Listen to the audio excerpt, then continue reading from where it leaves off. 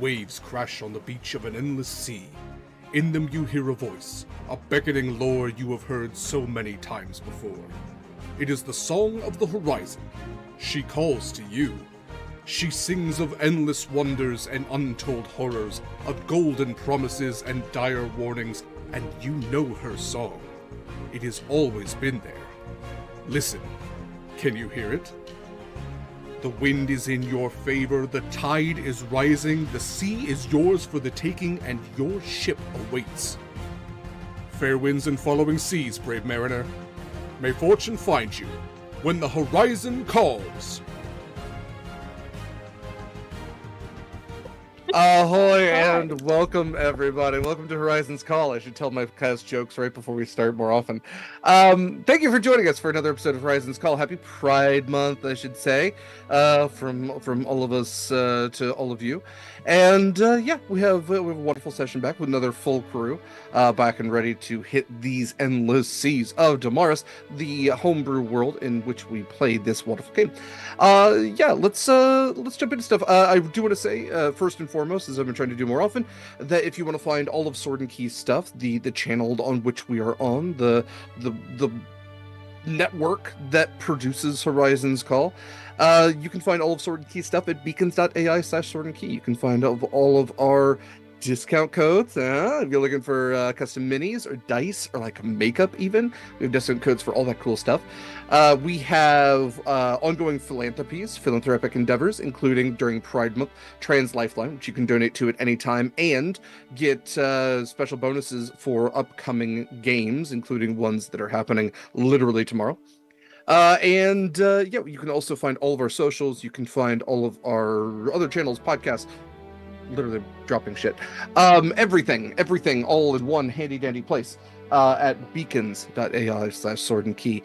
Also, I do want to say that I am joined by these lovely folks as always, and I will have them introduce themselves and say a little bit about their characters. But I do also want to say that if you also think that they are lovely folks and have a little extra cash sitting around that you wouldn't mind tipping them with, you can do that through Pally.gg.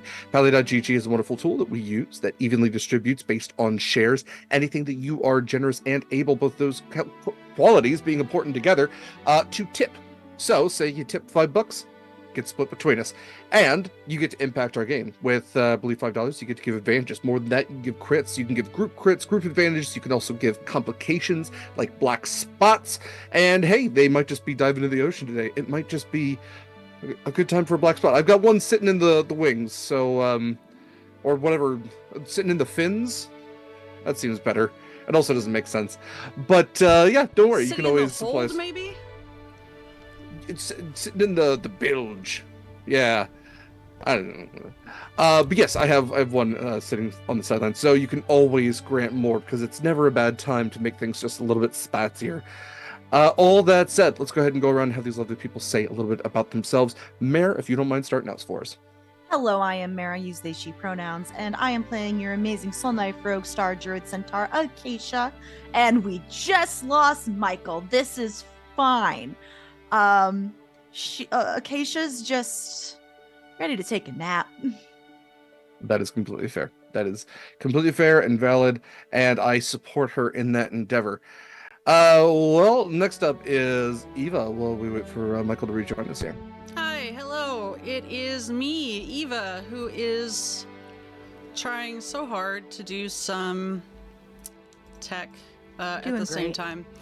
Yes, it wasn't clear. Our cast is also our tech crew, so don't mind while we micromanage and multitask a billion things. There we go. Hi, it's me, Eva, she, her pronouns.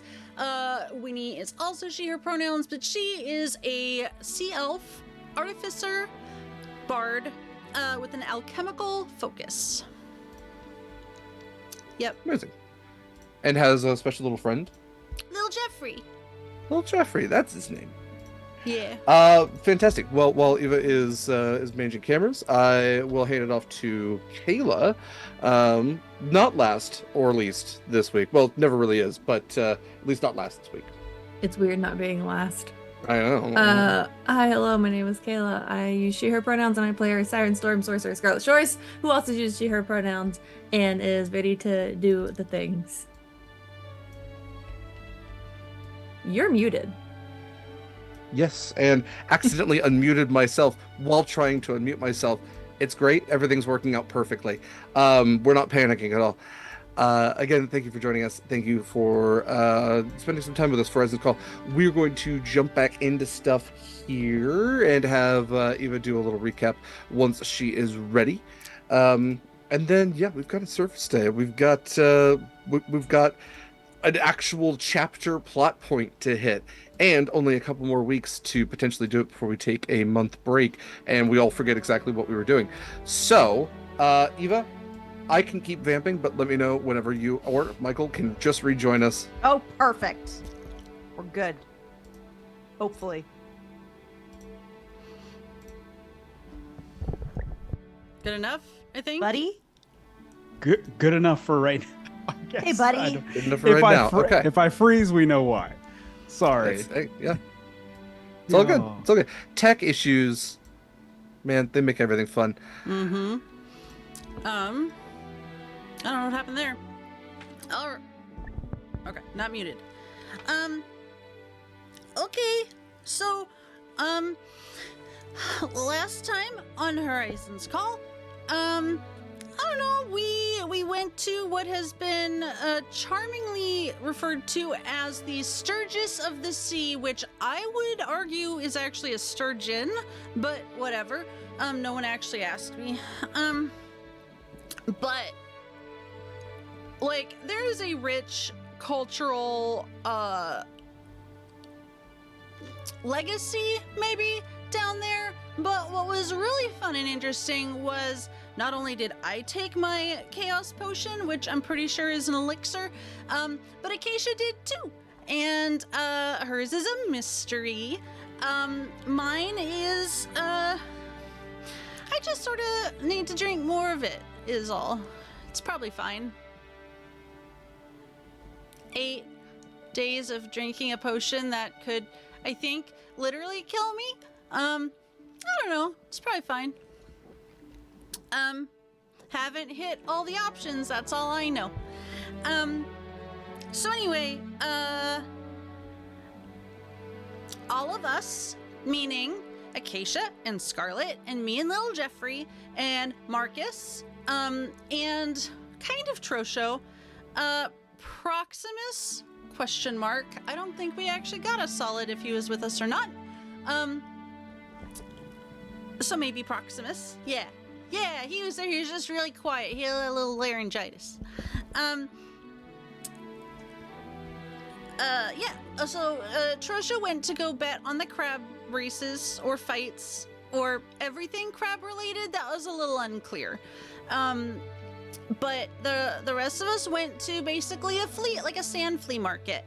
And there was a very big barnacle lord, like big, like important, who kind of rules the whole city. And calls all of the shots. Like, he even said whether or not we could buy stuff, which seems like an exhausting way to spend the day, but it's not my job, so good on him.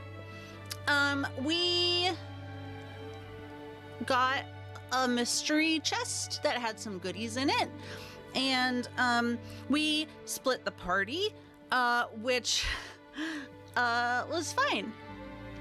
We came back to the ship alive, and we don't need to go into how Acacia and Scarlett went and saw the Whalefall Court and had good friend times, and Winnie and Marcus almost went and got Marcus killed, making friends with a sea hag type person.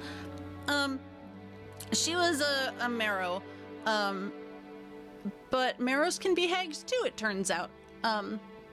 If I recall correctly, they are the orca-esque sea elves? Sirens. Merfolk? Merfolk. That makes a lot more sense. Giant predatory merfolk. Completely unrelated to any VTuber drama currently going on in the world. So Marcus survived. He's fine. Just a little trauma. It's good for you. And we have a mystery compass that's really exciting. It doesn't seem cursed. I haven't actually run any like tests on it, but I don't get that vibe, you know? Like, I can't remember if we've slept since then or not, but like, no weird dreams. I'm a sea elf. I don't dream anyway. Not really. So how would I know? Anyway, I think that does it. Yeah. Oh, You did Acacia... start a book club.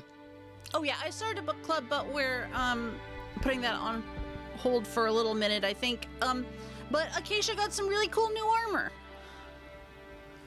Yeah. Yep. So I don't know what Proximus was doing. I feel like Marcus might have been in less danger if Proximus was with us. So, yeah, it's fine.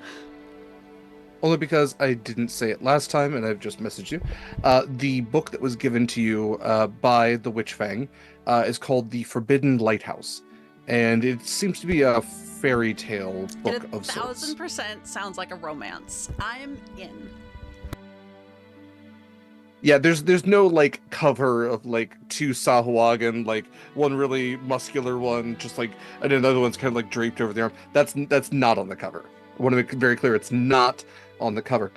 Proximus, just for the sake of it, just for the halibut, what might you have been up to in a Mos Eisley-esque sort of town? I don't want to necessarily completely skip over any opportunities that you might have had for that.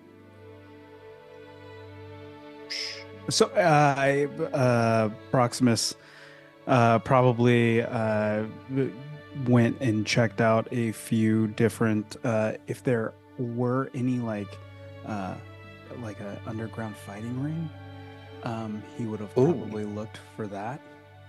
For sure, yeah. Would you have bet, or would you have engaged? Did Proximus go with Trosho? Is that So what Trosho was doing? Trosho went to the crab arena where I was there's, gonna say, there's did I crab just Are you guess? telling me that they're not basically the same? I'm telling you that the actual fighting pits are beneath the crab pits. Like the crab pits are for like, the vox pop, like they're for the populace. But then like the real fights where like people are fighting giant crabs and shit like that, like, or fighting each other, that's beneath the crab pits. Trosho told me that we were going there for crab, and then signed me up for a fight. No, I don't. Okay. No. We would have. The unfortunate thing then probably... is we did establish that Trosho lost money, so Trosho probably bet against you, or Proximus is in a real rough state. Yeah, and his laryngitis, it really flared up. Okay, all right, yeah, his sea laryngitis, it's real rough. Okay, nifty.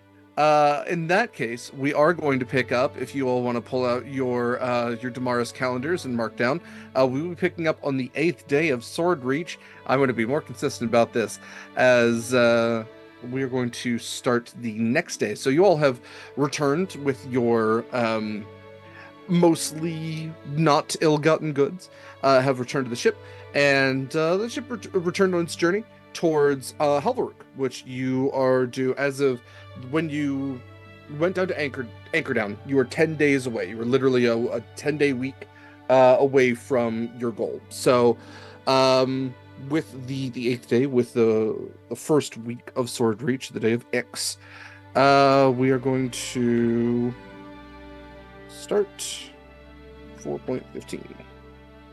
So as we pick up another day, anything you will be doing in the last 10 days? Just a quick question. Do we have a year for the date? Yes. Give me a second to find that. But yes. No problem. Quick, while he's looking up a date, Mikyl, did you get a chance to look at what we found in the Oh, the chest. The Well, chest. Oh, no. Magic items. Yeah. Is that in chat? Oh, yeah, I see it. Yeah, good, okay. Mare, it is $9.99 AD after We deluge. gotta have the biggest party, y'all, when we swap over into 1000. The new year. The Y2K Wait. party. Wait. 2K. No. Y1. Yeah, the Y1K. Y1K. Y1K. But also like Y1K, why not? why? Does anyone else think maybe that's a little suspicious? No, not suspicious. Auspicious? Like. Did Okay, anyone no, else? let's do. Huh. I would be helping Winnie with sprucing up the gifts for Scarlett and Proximus for their Surface Day. Okay. I'm sure she's doing a lot of the work, but I'm gonna help. Fair enough. Well, Winnie, then, just to establish what state you're in, let's go ahead and get your rolls done. We'll get your 8 rolls out of the way here, because that will not yet get us to. Actually, what is Surface Day? I have. Service day is the 12th of Sword Reach. Yeah. Okay. So it'll actually be day 4. Okay. So let's do just to establish that. Yeah, the 12th. Go ahead and give me it's the 8th, 9th, 10th, 11th, and 12th, just to see where we might be on Surface Day. And So that's 4, right? that's 1, 2, 3, 4, 5. 5. Okay. Well, the first 4 are. I'm gonna write this down. Let's just do one at a time here. Okay, 90. 90. Jesus. I feel like I've gotten that one before. So you're gonna roll again. The effect will last for twice its normal duration. So you actually literally rolled 90 or somewhere in that span last week. So that's a 25 for that one then, which is gonna be twice Okay. as long. And then Okay. yeah. Roll a 1d4 then.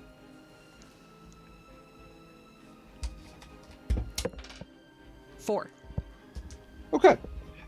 So for the next 8 days, you have sunlight sensitivity. Winnie pales up like a deep sea fish. It's summer.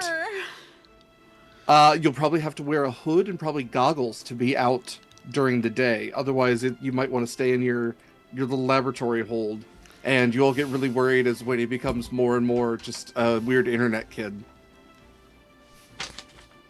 Perfect. All right, next one. 44. 44. You get that decanter of endless water mouth. Give me a 1d4. We don't need to recruit crew right now. Well, that was the That alchemy was jug, the to be alchemy fair. jug. And that's 3. For 3 hours. So for 3 hours, Winnie can produce fresh, clean water or salt water, or can shoot a powerful geyser from her mouth. Blah, blah, blah, blah, just like a goddamn Blastoise. Or Hell I guess yeah. they have cannons, like a Feraligatr. Any That's my water point of type. reference. That's my Pokemon. point of reference. Yeah. Hydro. Winnie, use Hydro Pump. I'll go between both ships and make sure we've got adequate fresh water. Gross. 52. 52. Give me a d4.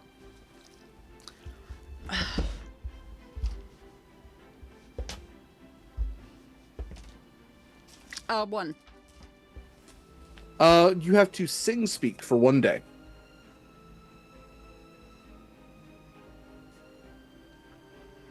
Winnie is the 41. quietest that she's ever been. When he comes out with like sunglasses on, burning in the sun like a vampire, like, look at this day, isn't it neat?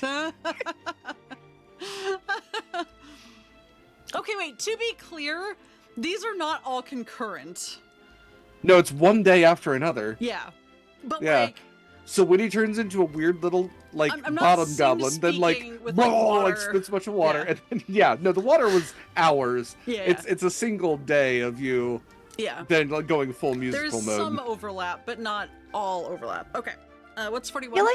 I feel like musical mode is just Winnie, just a little more eccentric, but not totally out of character. Yeah, there's that. 1d4, please. Oh, there's my freaking 2. Okay. So here's how I'm kind of imagining it, because you have you like speak for one day, and then the next day your mouth is real wet, just gross. And then the next day it's gone. Like it's gone after a few hours, but the next day you like wake up and you go, ugh, and you burp a little bit, and a fog cloud comes out. And you can belch a fog cloud once per day for 2 days. Heck yeah. So dry ice, basically, for the party. Right? And I imagine you have 1 left? Is that right? Yeah, it was a 9. It's 9. I wish I'd been keeping track of like every single one and just like kind of like a bingo card, just like which ones I've done. Holy shit. Okay. Unicorn? Eva, can you go to our Discord? And I want you to go to, what is that channel? Gaming Resources, I want to say? Yeah, I think so. Exclamation mark Discord, if you're not in our Discord and you would like to be. Okay, it's not... It is Gaming Resources. Okay. Yeah. And I want you to go to the Reincarnation Wheel. Which one? I believe... I'm going to send you the link, just so we get the right one here. There's 2 of them. Let's see. This is... Yes, because one of them is class. It's not a Reincarnation Wheel. It's just if you wanted to pick a class at random. Okay. This is it. So, I'm going to send this to you. Excellent. But any member can see this in the gaming channel. Absolutely. It's a very handy wheel. I probably need to edit it because Dragonborn does kind of like take predominant, because there's a lot of like sub Dragonborn types. I probably should just make it like, every chance is equal to Dwarf Dragonborn, blah, blah, blah. Okay, so Winnie, what I would like you to do is spin that. You may spin it 3 times and pick one of those 3. I don't know what this one is. What is it? We'll see if I pick it. Well, I would love to know what your options are. Fierna Tiefling? A Fierna Tiefling? Okay. It's a Tiefling from the Fierna plane. Oh, okay. Infernal? Yeah. Or not Infernal. Yeah, I gotcha. Half Hill Dwarf. Okay. Or... Come on, big money. It's very satisfying to spin the wheel. There's a nice little music behind it. I muted it, so... Oh, okay. What was the last one? I'm sorry. Half High Elf. Half High Elf. Okay. So go Winnie ahead doesn't and... partake, but she doesn't judge those who do. Great. It's really good.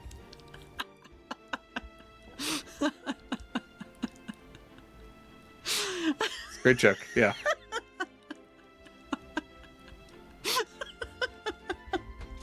Whenever you're done, just go ahead and pick one. You good? Yeah. I'm good. Wait, but I get to pick, right? Pick one, please. Winnie wants to go Tiefling. 1d4. Why does it get funnier after time? I don't know. There's an equation to it. That's a 3. Why? Yeah, I do love the idea of an entire like forest of just like Elrond going leaves. Pretty cool. Pretty cool.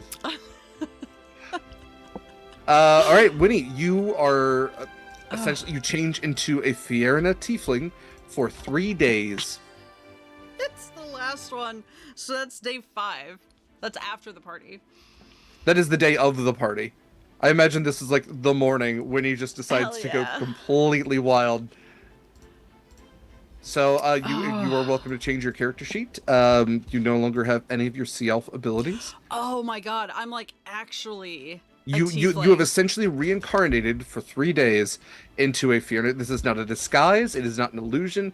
You have grown horns before. This is different.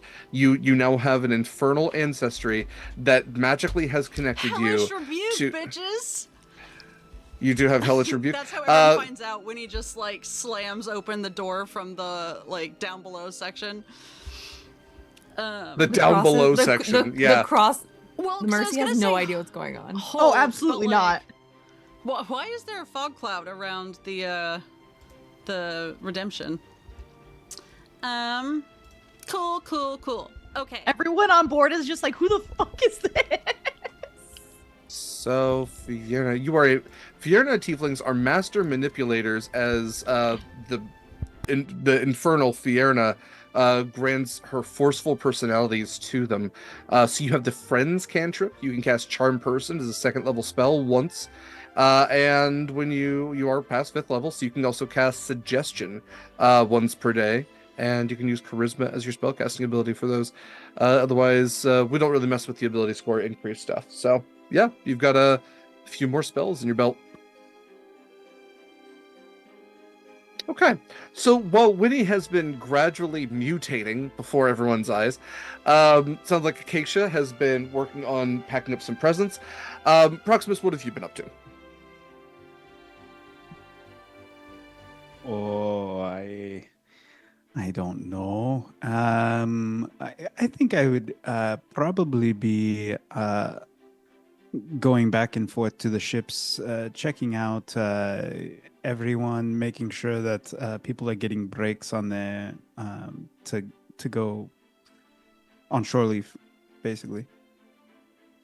Okay, yeah, pretty far from the shore, but still making sure that everybody gets their breaks. Role of a first mate for certain.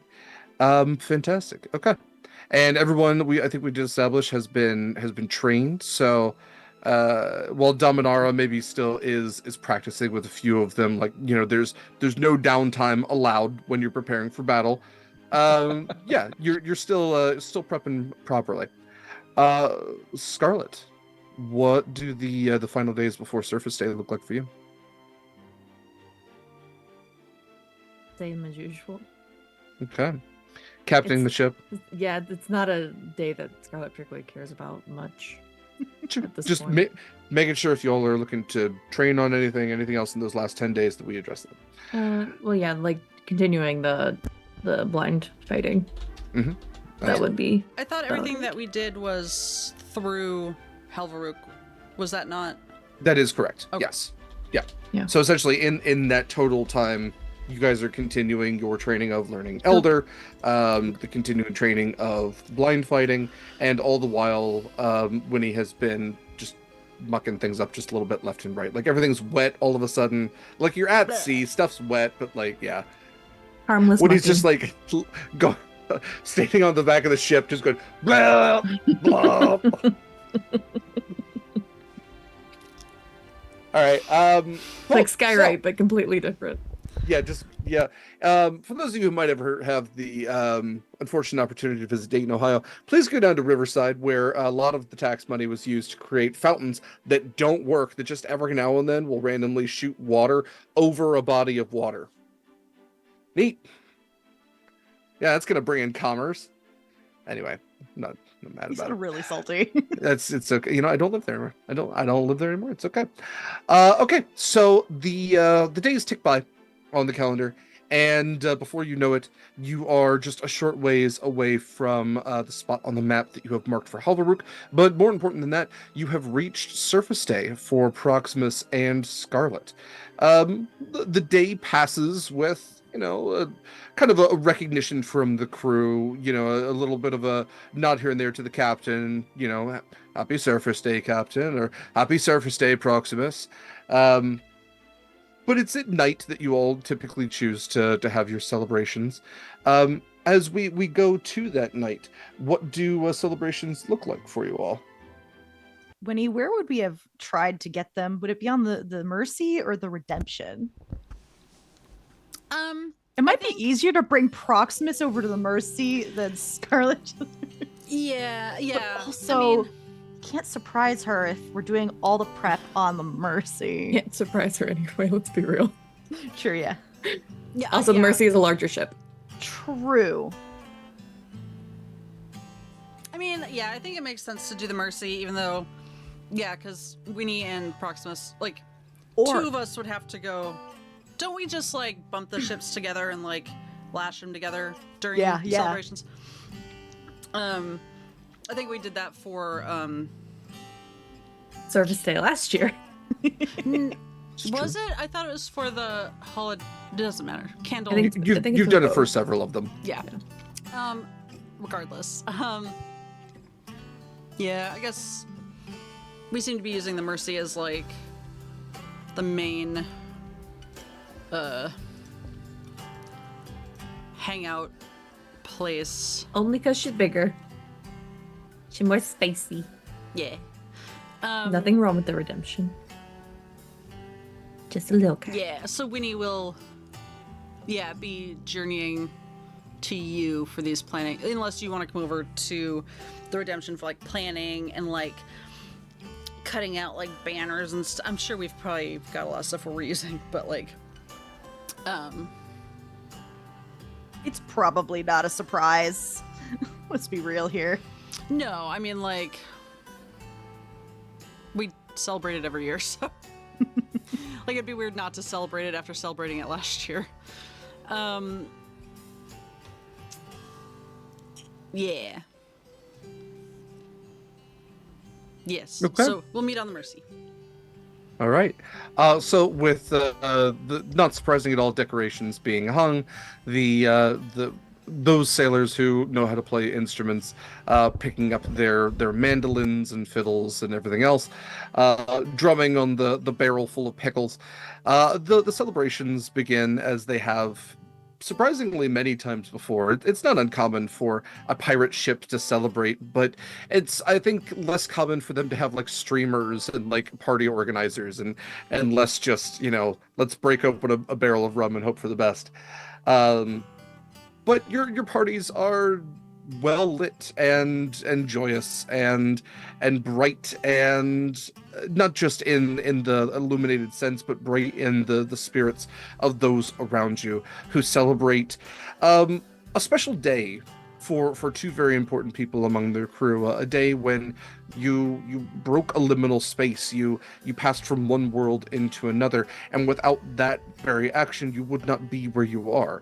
In many ways this is a birthday of sorts, but a birth more spelled with an E than an I, as you have made birth onto the plane of land from the sea from whence you came, and have taken on a life of your own above the waves. So as the drinks are poured and food is set out by your respective very talented cooks, what are you all up to? Anybody you're looking to chat with? Any celebrations you're looking to, or any type of like party activities that you are engaging in?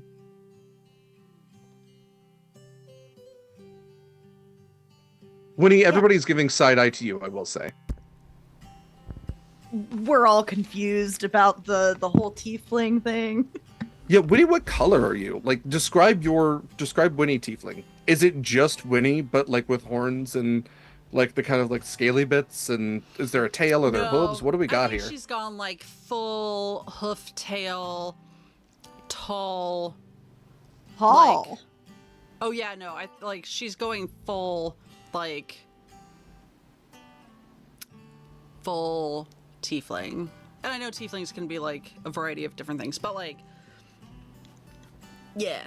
I mean, she's very short, so like anything is taller than what she is already. And I love how Google spells tieflings. That is very cute. With an F. Teeth, I mean. Tieflings. 2 E's. Whatever, letters are hard. I think she's a pinkish purple, like right in that like a lighter dusky shade, and nice like the wide curling horns that go like up, not like her antlers, but a solid rack, if you will. What else am I supposed to call him? And I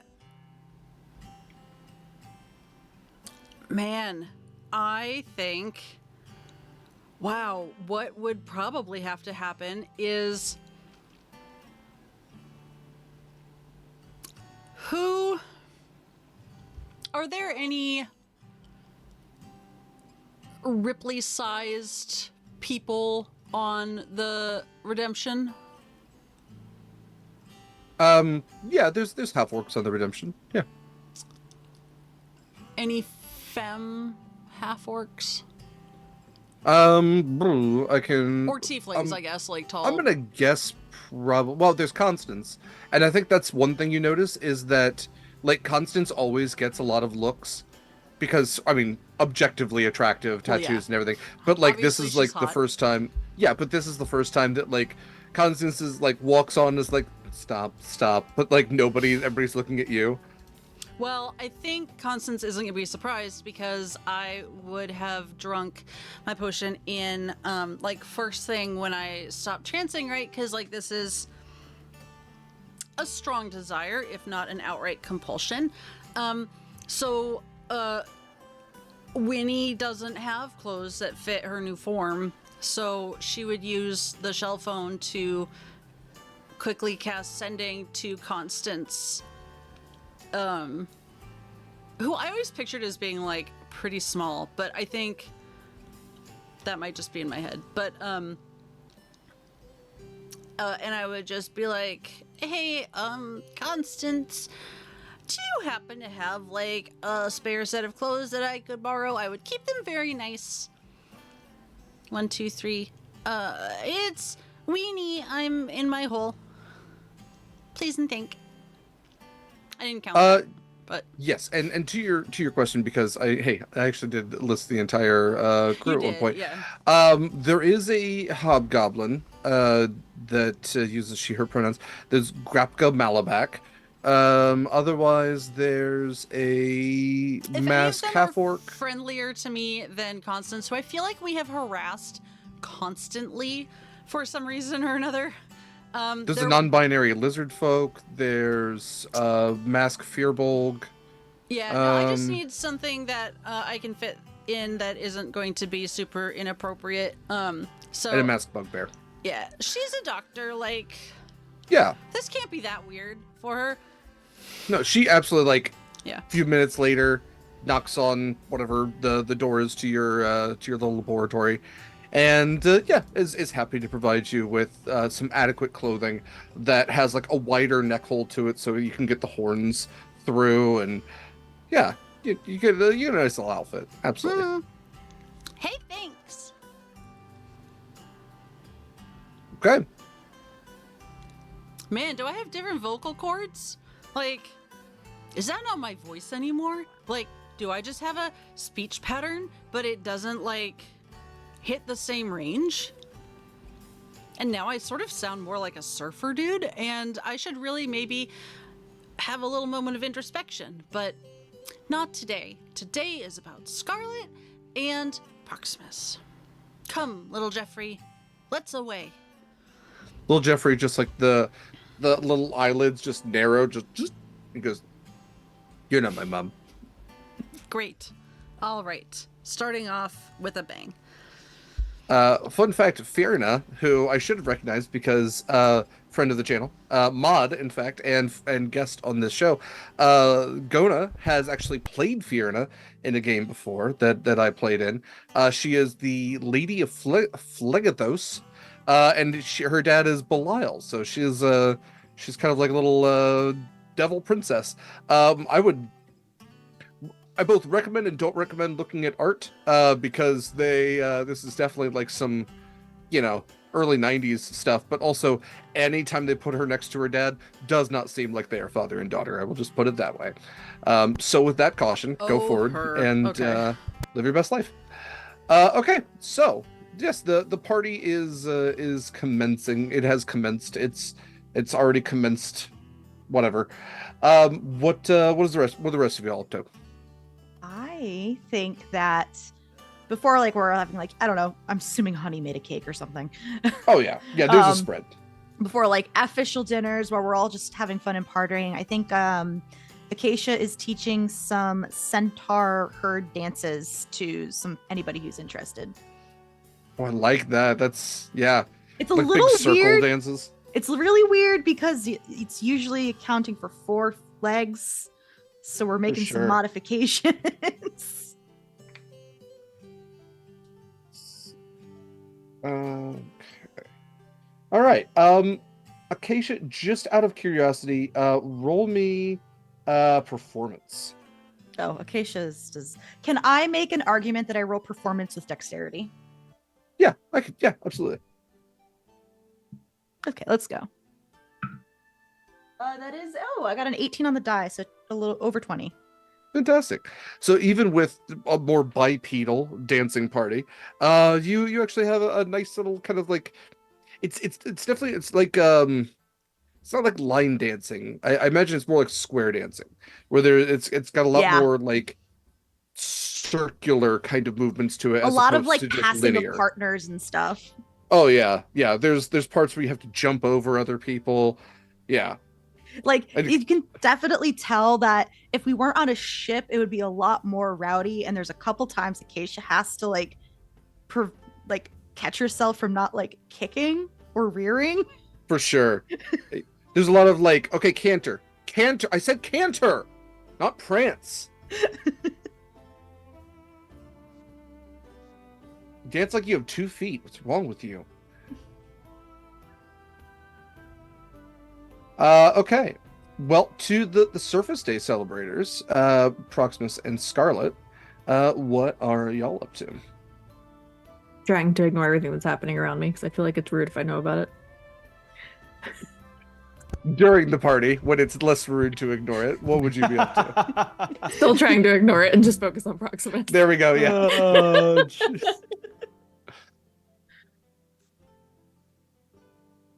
Proximus, as everybody seems to kind of, even the your fellow celebratory, seems to be ignoring the celebrations about her as well. What would you be up to? Proximus is just trying to spend time with each person as he goes around, toasting with the crew and talking about their journey together and reminiscing about all of the past year and all of the changes that we've all gone through, and making sure that the crew is having a good time, and then finding Scarlett, trying to bring her where is Scarlett? Proximus would go try to find Scarlett for sure. She's hanging out. On deck. Like just Not around. just not hiding. Just Okay. not like. Just not like over in a corner. No, she's not being a wallflower. Not this time. Scarlett, would you like to dance?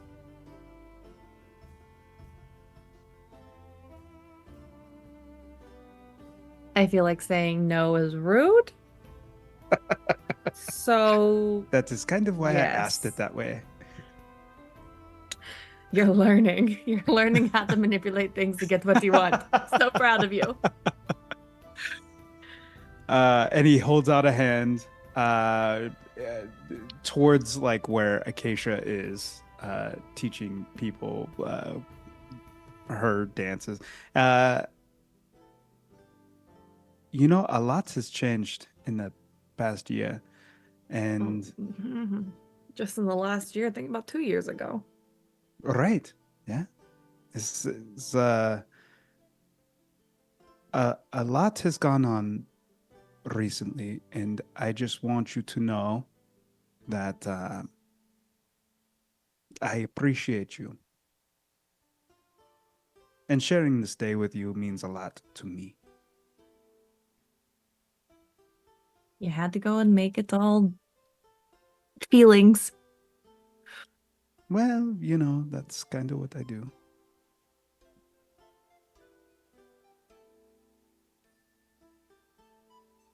What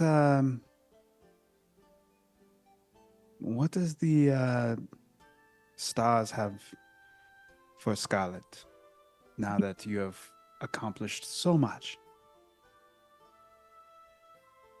I wish I had an answer. And he twirls her around, um, looking at Marcus and says, well, I think there are many people that are wondering where you are going next. And maybe that is this person that is waiting on you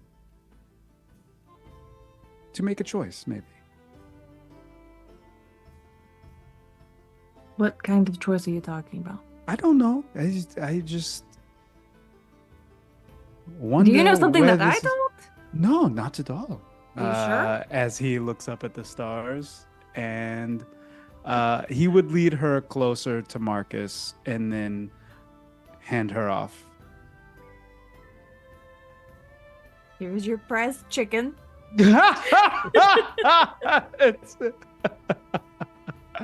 Just for shits and giggles, can I be dancing with Marcus and we just like switch partners and Yes, I'll dance with yes. Proxy? Perfect. Meanwhile, Acacia and Proximus had a mind link, and we planned this whole thing out. Perfect. Absolutely. Oh, beautifully coordinated. Maybe there are things to think about. That is all I'm saying. Not cryptic at all. Very impressed with you learning how to do language and things. Keep going at it. Bye. Okay, bye. The dancing continues. Having switched partners now. Marcus, dancing with Scarlett. You don't seem like you're enjoying yourself as much.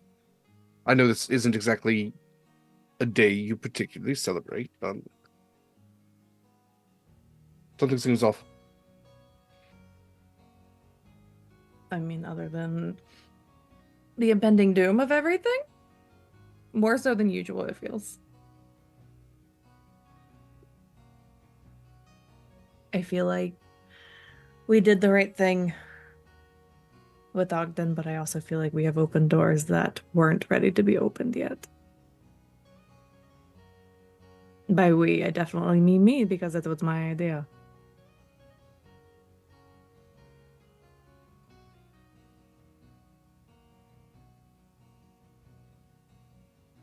I'm sorry. It feels like the same doom as any other day to me.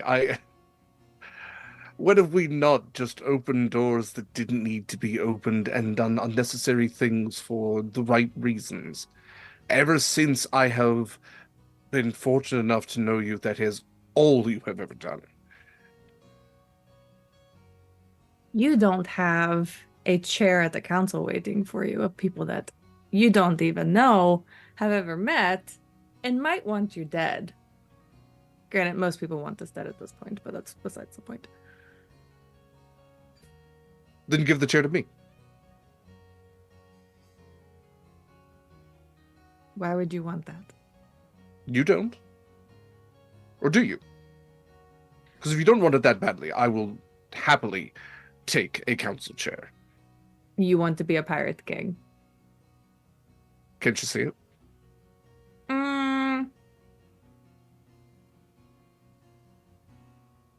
Maybe. You know you should have it because you don't want it. I know. I didn't want any of this, and look where I am. And look where you are.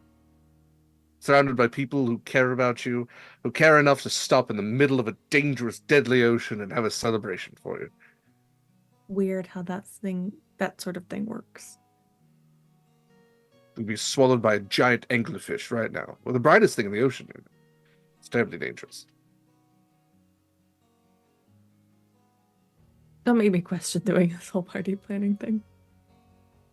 My point is that sometimes we have to stop and do risky things. Because sometimes we have to still just live our lives, despite the fact that the stars all might fall tomorrow and crush us all into oblivion, despite the fact that there might be sea hag kraken goddesses that could swallow us whole. Despite the fact that we all might just be living in some sort of make-believe illusion that's been created by just a group of people who want to tell a story. I mean, what does any of that actually matter?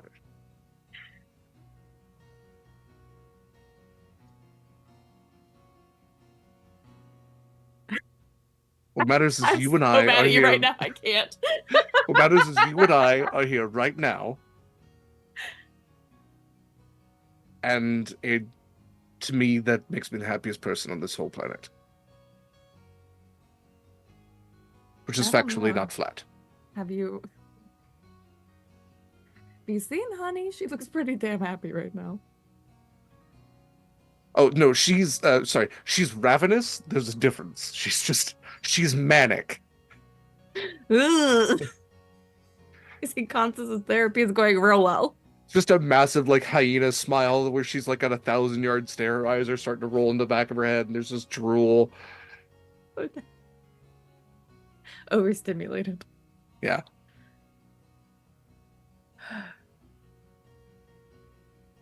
I didn't want any of this. I know. But I don't think I would trade it for anything. I know. Which goes by saying, no, you can't have my seat on the council. Fine, I didn't want it in the first place. Okay. Mhm. You telling me if someone offered you a crown to wear it now, you wouldn't do it? As handsome as I would make that crown, I still think it would fit you better. Oh, we And found one in the chest. It's not really my vibe. I will be there to support you regardless of what seat you sit in. Captain's chair, counselor chair, or Throne. the seat at our kitchen table, I will be there. No, that's not a throne.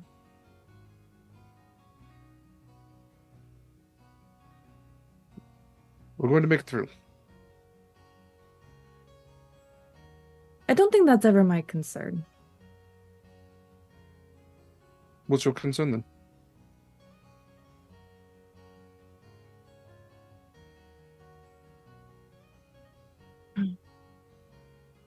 I don't think I have words for it right now. Fair enough. Then I will shut my mouth and we can just enjoy this wonderful night, this music, the drink, and the people that care. That sounds like an excellent idea. He zips his lips. I mean, you can talk, but just no more existential dread things, please. Ooh, then I can info dump about dragons. Neat. Okay, so She's heard all of these facts already. yeah, Just recites them back as he's telling them. my hyperfixation. Okay. Proximus, at a certain point, the dance kind of like, whether you're dancing with Acacia and she like puts you into this salsa-esque spin, you go off towards the railing of the ship, and find yourself next to Dominara, who is kind of wallflowering a little bit, which is kind of interesting for a person who is like vibrantly purple and has natural bioluminescence. But she's leaned back against the railing a little bit, you know, her kind of slightly glowing eyes just really taking in, really doing that people watching. And she looks over to you, maybe catching your breath as a little bit, your gills kind of flapping, and she like narrows her eyes. Um, what I have heard somewhat of what this day is about. This is the day that you broke your sacred oath to our people and forswore everything that you were ever going to do for us. And no, I'm sorry. This was before all of that. This is when you went to serve our people and serve the God Queen that you would later then murder. Right, right, right, right, right. That is right. Yes.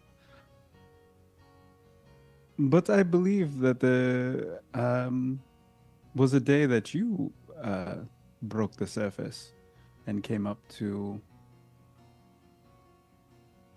visit the surface world also. So you would have a surface day also. She kind of like starts a little bit.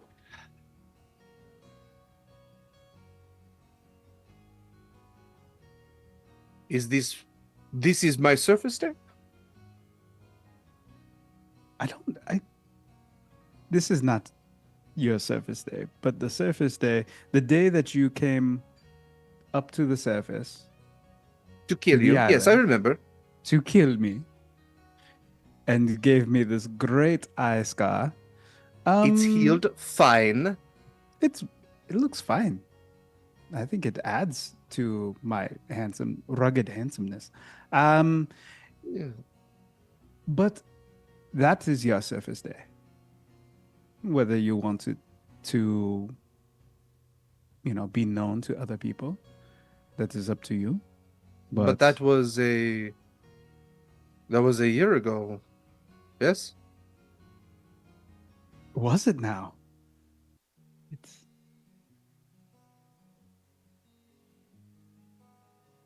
Where's my gift?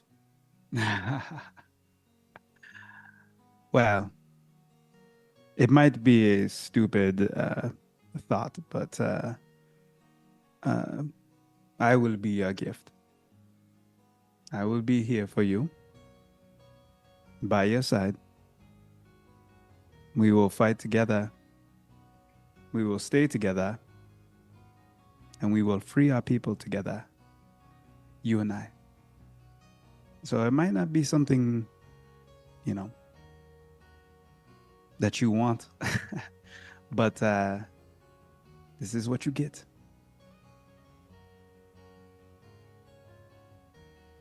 Not what I hoped for, but better than nothing. I have never received a gift before, so it's good to start at the bottom. Yes. But I would like to see you be a great leader for our people one day. And so if I have to support from the shadows, then I will. But somebody needs to lead them. We will do that together, Proximus. This is I am you are the hero that our people needed. You brought me to the truth. I hope to see that day, but I know you will, for sure. I know I was picking on you. I am sorry. You should stop picking on me so much. It's not fair. Well, happy Surface Day. Let me get you a drink. And come. Socialize. Meet all of the crew. You're going to be with them for a long time. This is our family now. I will do my best. Hmm. And she's carrying like her trident, and she stomps it on the ground and walks over to a group and goes, "Hello, fellow crewmates. I am Dominara. How many people have you all killed?" He puts his arm around her shoulder and you don't have to answer that. But this is not only Scarlett and I's surface day, this is also Damanera's surface day. So cheers to her, and he makes a loud roaring sound, and 3 cheers for Damanera, sister in arms, general, and my good friend. And the two ships, all the crews together, hip hip hooray, hip hip hooray, hip hip hooray. 3 cheers for Damanera. The night goes on. There's maybe some lanterns that are lit to float off, maybe some fireworks. I don't know. Maybe Trisha picked up some illegal stuff last time that you were somewhere that was dry. It's like I said, it's a night of warmth, and not just like ambient warmth because you're near the equator, but just warmth of the people that are around you, and the drink that fills your stomach, and the appreciation and love, and you all go to your respective beds with maybe a little more drink than you would have intended. Winnie?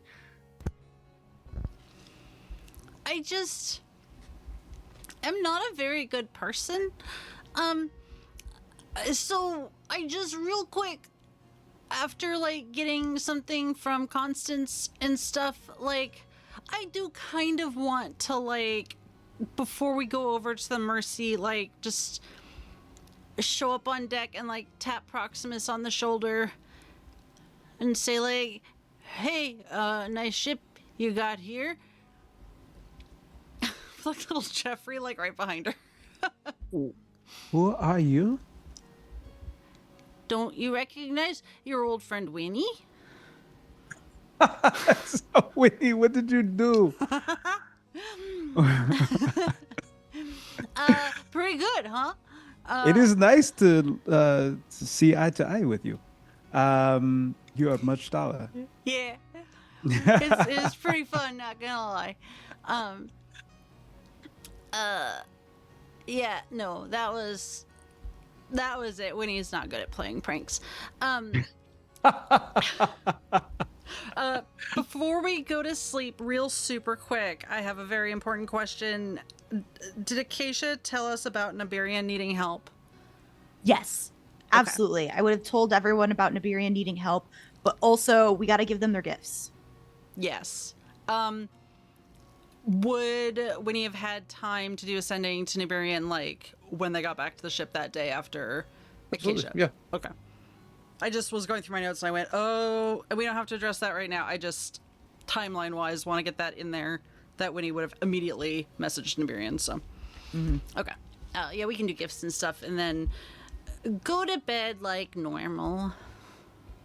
What is your sending to Nibirian?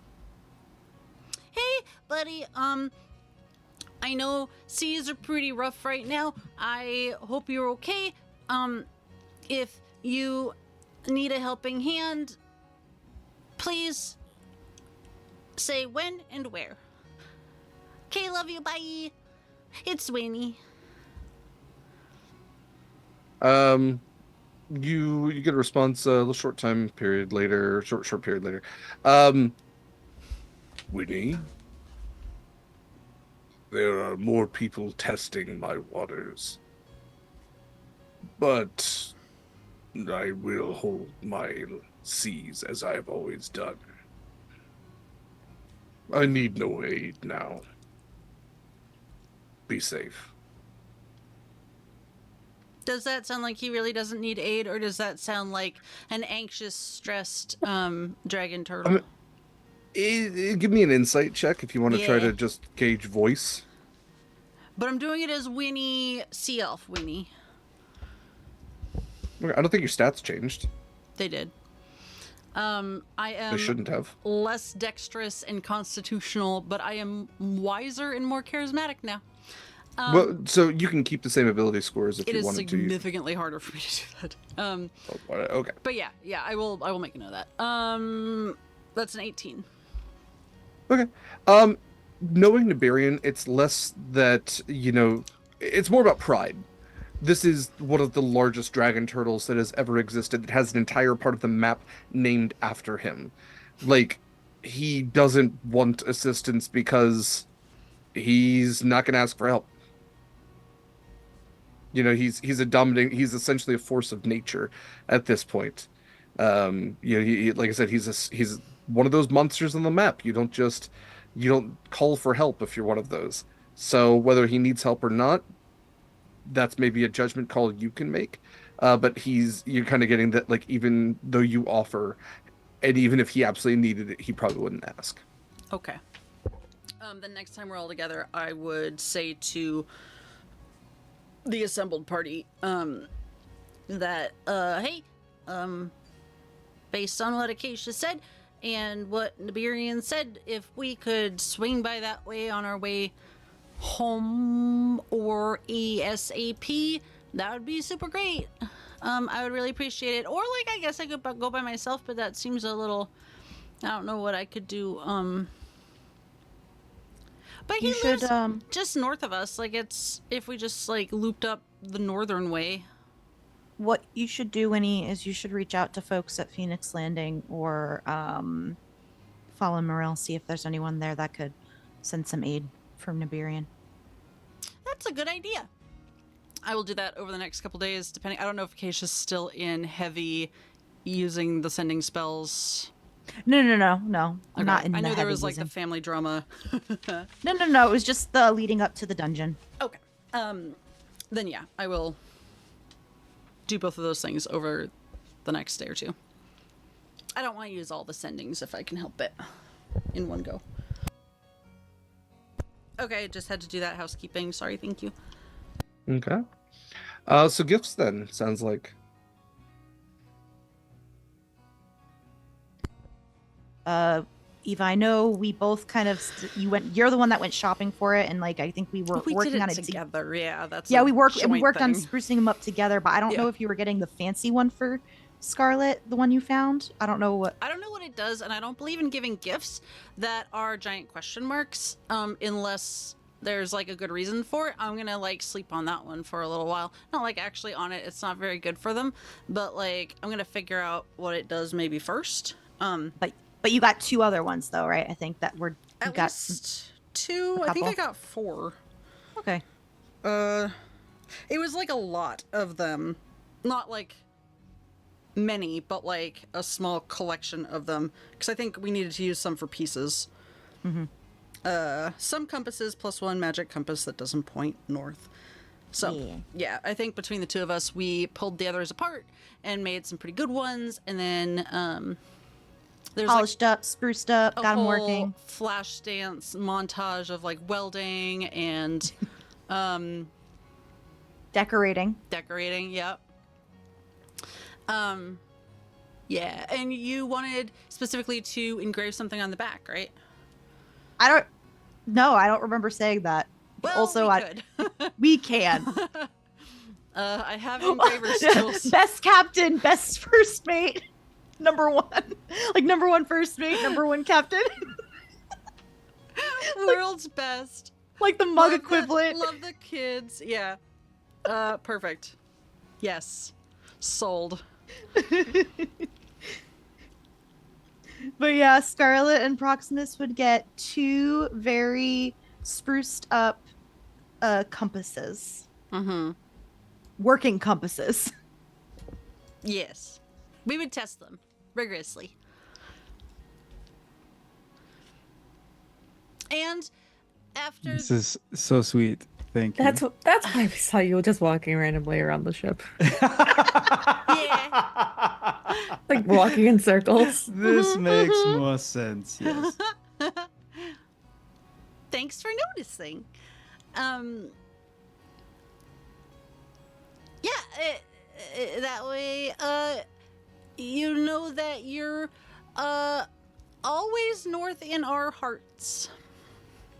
I think don't quite understand that reference, but the sentiment Because it's is a compass and not it points lost. north, always.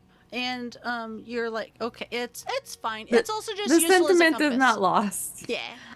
I think Acacia would have helped decorate them, and they would both have iridescent scales. Ooh, Oh. worst book ever. What? The Rainbow Fish. Anyway. Oh. Sometimes when we have ADHD, we have to build bridges for Yeah. people to get where our brains go. It's so hard to build them sometimes. Today really and every is. day, we want to celebrate mental health awareness. Oh. You don't have to change for other people to like you. That includes Yeah. taking I off love your it. rainbow scales. Yes. Yeah. Yeah, that was not a dig at me. That was referencing the book. Yes, referencing the book. Yes. Sorry, I thought that bridge was built. I just It's a- Nope. Speaking of building bridges, with Proximus and Dominaria discussing, I guess, co-opting this day for Dominaria's Service Day also, which I love because that makes fewer holidays on the calendar. Add it to the calendar. Right. Oh, well, you just have to add her name. Winnie would like to offer Dominaria one of her bottles of brew that she's made, like a little private reserve rum. Ooh. Okay. I guess. Happy Surface Day, I hear. Also, hello, hi, it's me, Winnie. Yes, I am familiar with you, Winnie. I know, but I'm a It is me, Dominera. Are you? hot tiefling lady now, so I didn't know. Do you have, Oh, I'm do so you sorry. have magic? Is that a type of haircut? I did not notice much difference. I do have I am different still hair. having a tough time. A lot of It's true. surfacers, it's the hair. A lot of you all just look very similar. You are No, less blue, I think. That's fair. It is a little more purple reddy, yeah. But I don't know if your rods and cones operate the same way as mine either, so who knows? To be fair, this is canon with how we described Proximus as seeing everybody as just different shades Yeah. of Yeah. different colors. Like he mostly just identifies you by color. So to be fair, this is canon. Could you imagine coming up from the depths and just your world exploding in color? Yeah, it's like Oh, yeah. that scene of Wizard of Oz where all of a sudden, Yeah. everything's Technicolor. Going through the door. Yep. Well, that's Very kind of how it overwhelming. is with smells, right? Like, you don't smell underwater, and then Smells, you get up sounds, and- yeah. yeah. Everything's different. Oh, I don't like the implications of that. I'm like, do sharks smell or taste blood? And then I'm like, Mm. The smell. because you would still be able to probably. It doesn't matter. That's a whole thesis of Triton and Sea Elf. Anyway, yes. Yeah, I mean, if you think about it, most smells you are tasting simultaneously. Right. Yeah. Anyway, thank you, Winnie. I will become thoroughly inebriated off of this. Yeah, have good times. Make new friends, be safe. Those are counterintuitive. You're not safe when you make new friends? No, are you? Canonically, no, not really. But To be works safe out. is not to talk to strangers. How do you make friends without talking to strangers? look, we could go into a whole discussion about how stranger danger is actually not the best thing to teach children, but it's sort of a moot Well, point. where I come from is an isolationist god cult, so stranger danger was pretty integral to our upbringing and really foundational to our community. Yeah, and how do you feel about it now? Because we were strangers before, but now we're friends. True, but we also became friends in an unsafe way. I mean, safer for some than other. I would argue that the whole Proximus situation was a little unsafe, but I'm just saying we became friends after I cut off or out Proximus's eye. So, Mikyl, if you don't date her, I might. Anyway. You know, it would be interesting to have like a little cultural discussion about what we have learned and what we're still maybe working through. One of these days. I am around.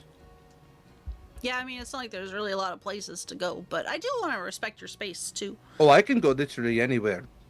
At any time. Literally anywhere? How? Either swimming or magic. Can you go to the ethereal plane by swimming or magic? I could probably get into a fight and lose and then die and go to the ethereal plane. That's using your head. Not all trips are two-way. That's true. See, that's clever. That's like riddle logic. What about the astral sea? You can't swim there. Can She you? like turns around and looks behind her. It's clean, I think. Winnie will look. What's she gonna do? Not look? Look at Dominera's butt. She drew Yeah, it's tight, attention I to guess. it. Okay, well, drink it in good health. And I look forward to going around in circles with you conversationally again later. Have a good Surface Day celebration. I almost said love you, bye. That was... We're not there yet. Kind of wish Winnie would just do that. Just from time to time. Okay, love you, bye. I mean, she kind of does, like... That's... Yeah. Yeah. Even without, like, feeling any shame about it, like... I'm sure everyone in this, like... circle has absolutely, like, heard her sign off sendings and shell phone messages with that. She goes, love you, bye. Shit. Yeah, no, I think the only time that would happen is, like, talking to Ogden or something, like... When you would accidentally call someone like mom or dad. Yes. Yeah. Well, not dad. Mom, for sure. Yeah. Right, because 2 moms, yeah. 2 moms. Yeah, dos madres. All right. Anything else for your Surface Day? All y'all Surface Day. Wonderful. Okay. Then to your respective beds you go, unless you need to tell me something right now. And we will pick up the next day as we return to the seas. Yeah. All right, I'll mark my calendar. We had a lovely little Surface Day at the 12th. So I should re-prepare my spells.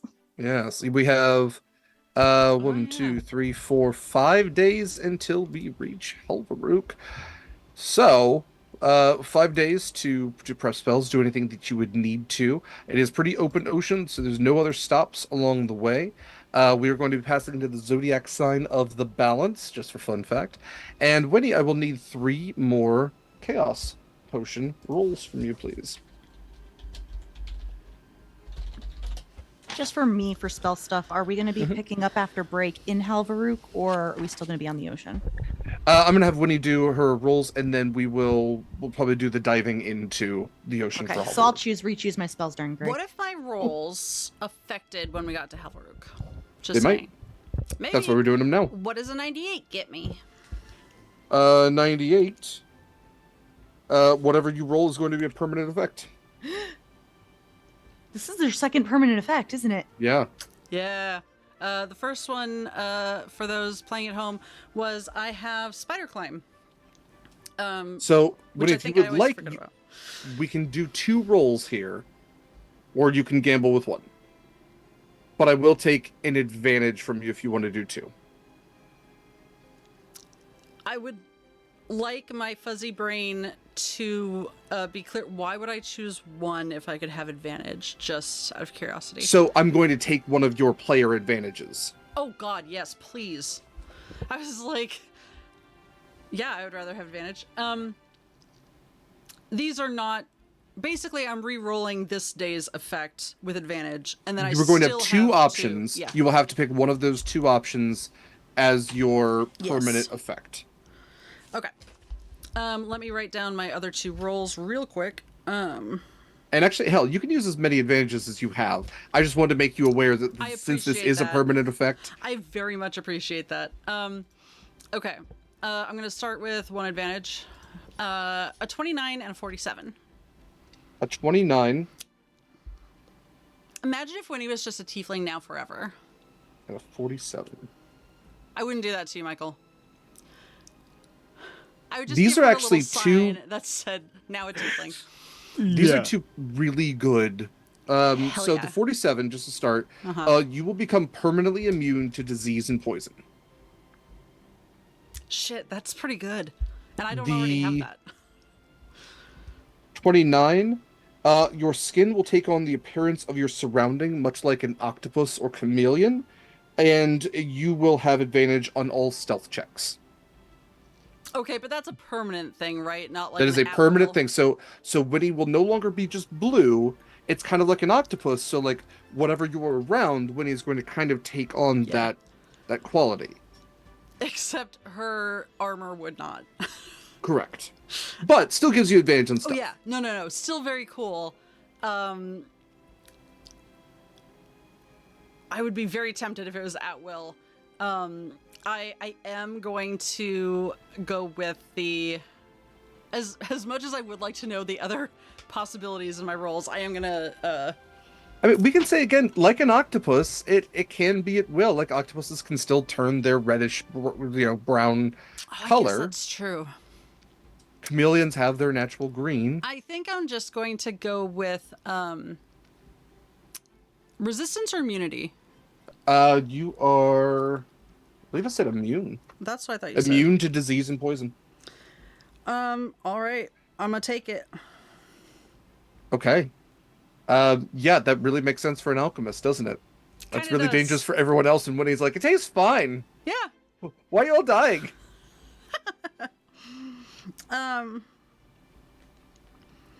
Okay. That's one. That's one. 14th and 15th. 71. A 71. These high rolls. Well, my next 71. one's not, so. You're going to roll twice, and you're going to use both effects. Really racking these up. Good lord. 68 and 2. Okay, well, we'll start with the 2. Why don't you... Dang, I don't know. This is in Let's do- addition let's to do being the- a tiefling. Just Let's do the 68. The 68 is you take on an offensive odor for 1d8 hours.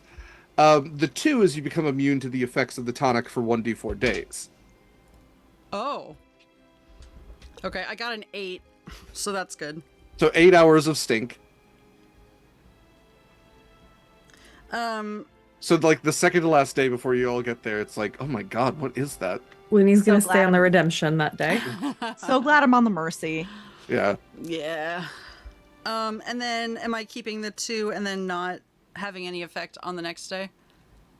That's up to you. I mean, technically the immunity could also just like cancel out the stink. So depending, it's 1d4 days. So if you want to roll me a 1d4. Oh, a D4. Why did I roll a D8? Well, I got. Well, because the stink was d8. Oh, okay. I rolled a 3. Okay. So this would cancel out the effects for 3 days. But it's up to you if you want to go for another effect or if you... I think I should probably stay. I want to roll it. I want to know what it is. It's just like having like an 18 in blackjack and deciding whether you want to hit or stay. You always stay on an 18. Gambling Are you addicts. wild? I don't know. Do I have 2 jacks? Like, I mean, I don't know. I mean, if you had an ace, that's okay. Whatever. Okay, I'm gonna roll. I'm gonna roll. I'm gonna say it cancels out my 8 days. What's a 66? 66. Oh no, No, I'm sorry. I had already rolled it. What's a 24?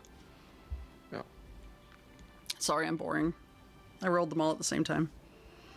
A 24 is the eyes on your hands. That gives you the advantage on perception checks for 1d4 hours. The 66 was your footprints are backwards for 1d8 days. Not like your feet, but just like your footprints. It always looks like you're going the opposite direction. Nice. Eyes on my hands for 3, you said hours or days? They're hours, Yeah. yes. 3 hours. Okay. All right. So the only effects that you will have going into Halvaruk will be you're no longer a tiefling, so you'll have only the permanent effects. So you'll have the spider climb and the immunity to poison and disease. All right. Cool. Well, knowing that, let's go ahead and take our break here. Thank you all for joining us for this much so far. Again, you can tip should you be willing and able. Both those factors being important together. This cast/crew, all of whom are the same people, at any time through pally.gg. And you can also impact our game depending on how generous you were able to be. So it's always very much appreciated. Just your viewership, that alone is more than enough. But yeah, you got a little extra cash that it's always appreciated too. Okay, yes, we will be back in 10 to 15. Stick around, do the things, pet your pets, and again, thank you for your viewership. We'll be back.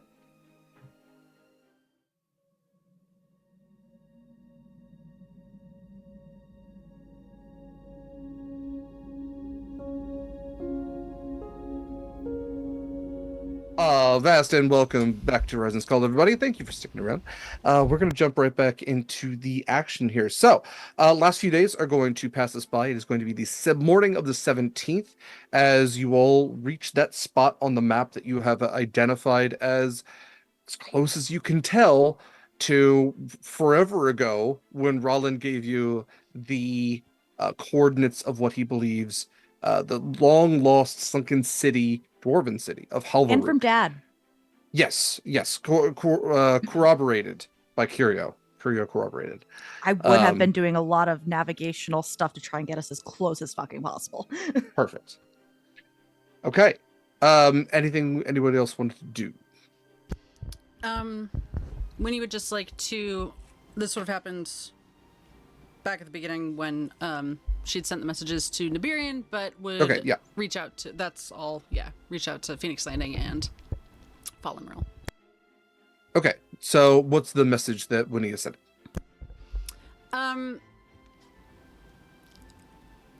She would send one to Rollin, who can contact.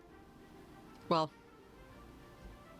Whatever, Rollin and Valerie, and just say, to Rollin, it would be, hey, Nibirian, is in need of assistance just north of the island. Empire incursion, probably bad. Please, probably like see who can assist. I don't think he's gonna get in a dinghy and go up north, but whatever. If you can, keep me posted. Okay, thanks. Love you. Bye. And to Valerie, more of like an informational, like basically the same, but more information focused. And then to Fall Emerald.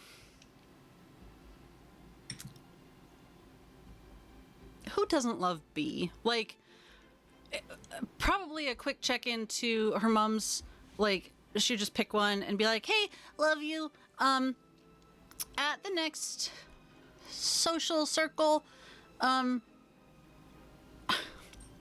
you know, spread the Town word. hall. At the next town hall. Please mention, Nibirian needs help, Empire incursion. I don't think I know anyone, like, well, high up in the government, so I'm sticking with, like, the grassroots version. Love you both. Okay, thanks. Bye.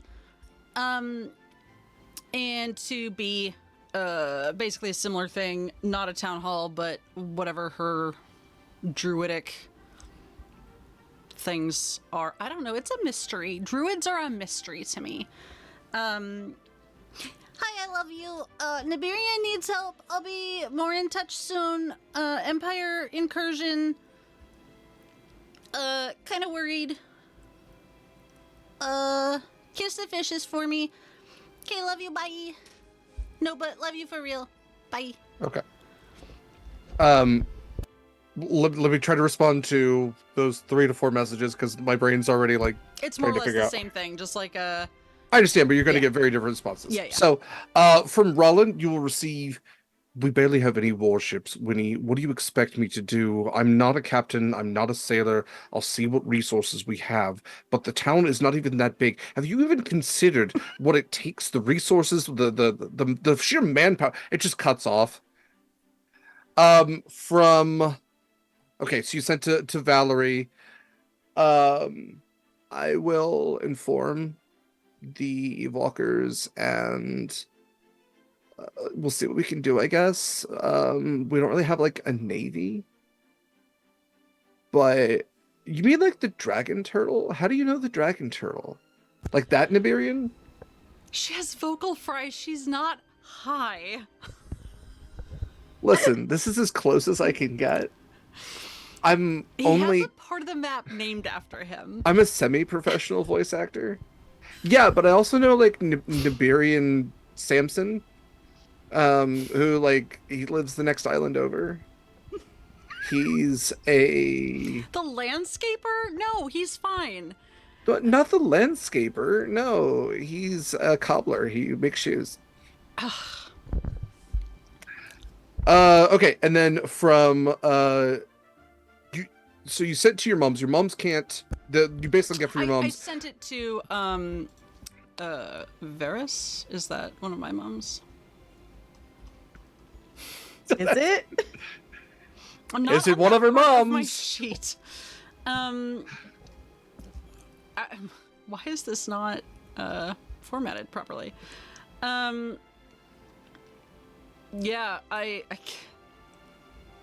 the non-druid mom, I guess.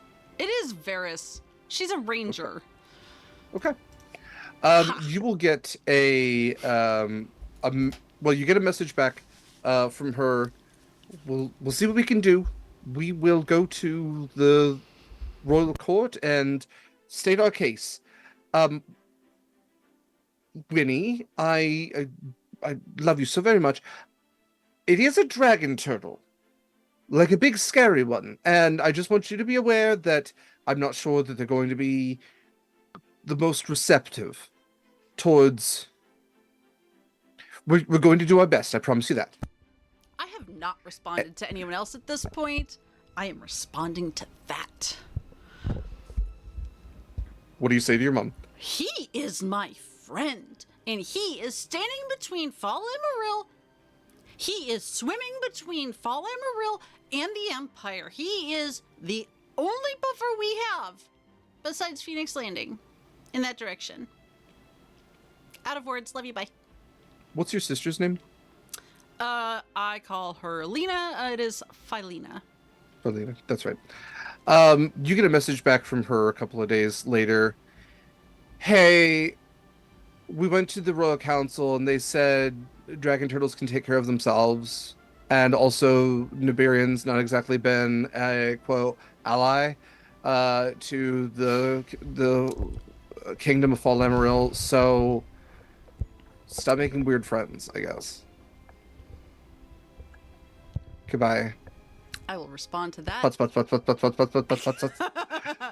I will respond to that after we're back from Halfwork. And then from B, oh my God, Nibirian, we have to take care of him. I will get the whole squad together, and we will get out there as soon as you know they have kids now and like jobs and responsibility. But we're gonna get out there. It's how far is it? Oh, that's far. We'll do our best. With all of those messages sent, we are going to then pick up the morning that you are all again above Helferberg. Long lost city of Helverick. As you all begin to make your final preparations, prepare to dive in. Again, there is no land in sight. Is there anything you all would like to do before you dive into the blue? I want to ask. I want to talk to everybody before. I probably would have done this like on the days leading up. I wouldn't have done a day of, but I would have probably got everybody on the shell phone and be like, "We don't know what we're going to encounter down there. Do you think it might be a good idea to ask Dominara if she wants to come for extra muscle and such?" Yeah, I mean, when's the last time I she think- punched anything, Proximus? Right. I think it was me. I think that's a great idea. We've been doing a lot of training together. I don't see why it wouldn't be a good idea to bring her along. She has a giant dinosaur. Acacia, best wing person. Unintentional wing person. Right. Yeah. I go ask Dominera if she would accompany us. You wish for me to join you in adventure and battle and go into the unknown? Fight by my side.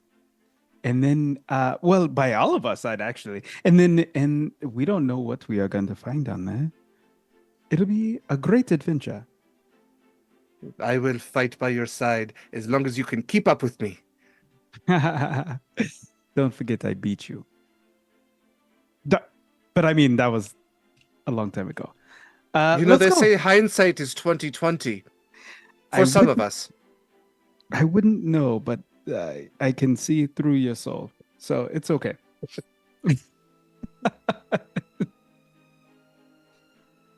Yeah, how's that without depth perception? Pat her on the back. Let's go. Get your stuff. Let's go. She grabs her weapon, the only thing she owns.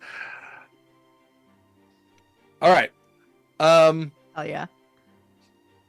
Cool. Okay. Marcus also prepares his stuff, his helm of underwater action and whatnot. Oh, yeah. To be clear, she's getting paid, right? Like, she's a member of the crew, right?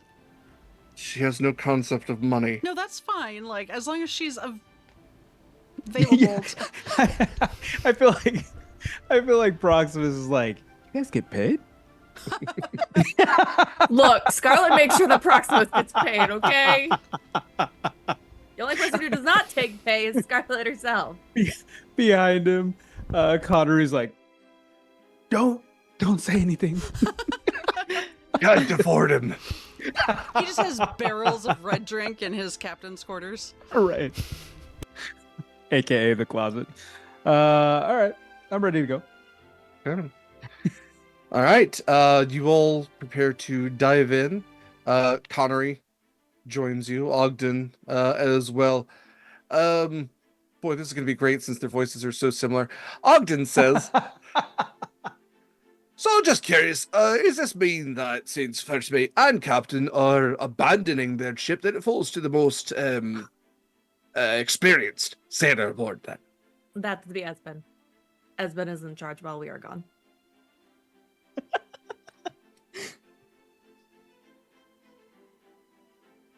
Okay, then I suppose someone needs to take Esmond's role as quartermaster. He can do both. He's more than capable. Would you like a dragon turtle born to accompany you beneath the seas? Would you like to go below the seas with us? Oh, really? I'm gonna get back Stay to here mopping. and swab the deck or go down under the water with us? I am swabbing. Alrighty then. Okay. Connery, I will mind link all 5 of us. Well, 6 of us. Oh, Me nice. plus the 5 folks. All right. Cool. Okay. Well, if you're all ready to take the plunge, into those depths you go. 5 hours to start. Okay. All right. The water hits you all. It's, been a little over a week now. I guess exactly a week since the last time you all dived in. Explicitly at least. And when you dive in here, it's kind of odd because I think for the first time in a long time, you don't see anything beneath you. There's there's no there's no sand, there's no like cliffs or drop-offs or anything. You are so much in the middle of the ocean that all you can see is just like the blackness below, like where the sunlight stops, Mm. and then just darkness below. Um, the chains at least have been dropped on the what's above the ocean. The chains at least have been dropped on the anchors, so you can see that those just go down into that abyss. But otherwise, you do not see anything aside from the small little flecks of detritus or plankton or whatever microbial beings happen to live near the surface of the ocean. Um, Can I?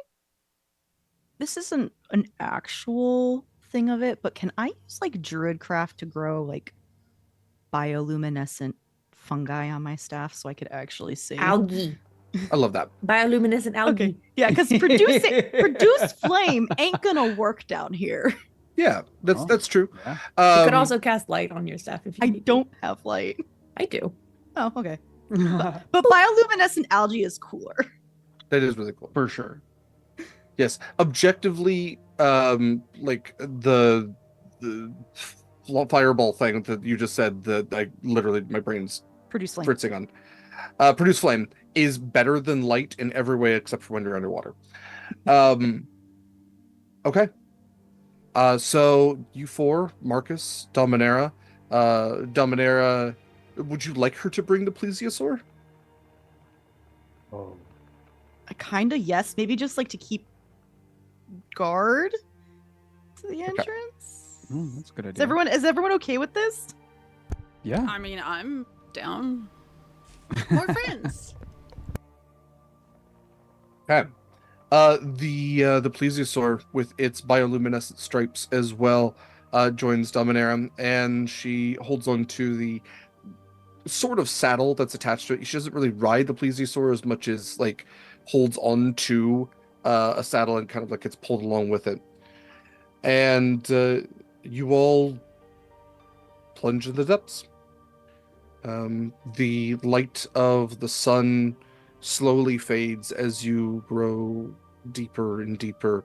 The pressure pushing in, you can kind of feel it on your gills or lungs or however you happen to be breathing here. You can feel it on your skin. It's almost like moving through like the water's getting thicker in a way. And before long you are in dim light for those of you who have dark vision, and then you are in darkness. Can I use my sorcery? I want to summon Smokey. Sure. Yes, Smokey is a what is the saying? It's a like white cat in a blizzard drinking milk or something like that. It's like the complete antithesis of that. Smokey is so much of Shadow himself that in this inky blackness, you more feel Smokey around you than you can Right. even see him. Even with dark vision, it's like looking at something that's been painted with that like ultra black paint on a dark surface. I love that. But Smokey does join you as well. And yeah, deeper and deeper into the depths you go. With Acacia's light, we can essentially say that there's bioluminescent mushrooms that kind of have the effect of light. So you are getting kind of like there's a lantern with you that extends outwards. I And do have for- darkness. I do have dark vision prepared, but I'm gonna hold off for now because this is a dangerous situation. Yeah.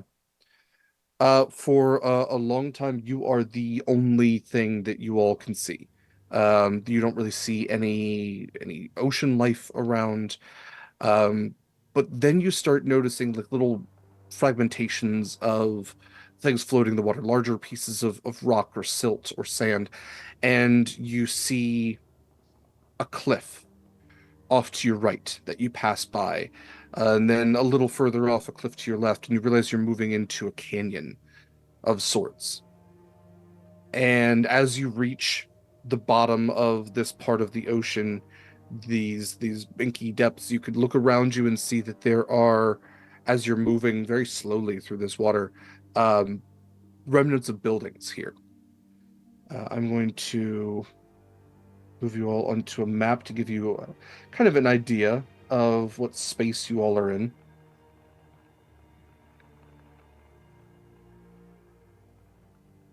So you find yourselves moving through again the remnants of this city, this place that has been lost for hundreds, almost a millennia, has been lost here. You don't notice any type of like sentient creature moving about. Acacia, with a high enough perception, maybe you spot an octopus that had camouflaged and notices you all when the light hits it and goes to camouflage itself, scurry off somewhere. There are a few fish down here, just kind of moving about, but like smaller schools, nothing significant. You pass by Whale Fall. Just some bones that are left behind, a larger whale skull.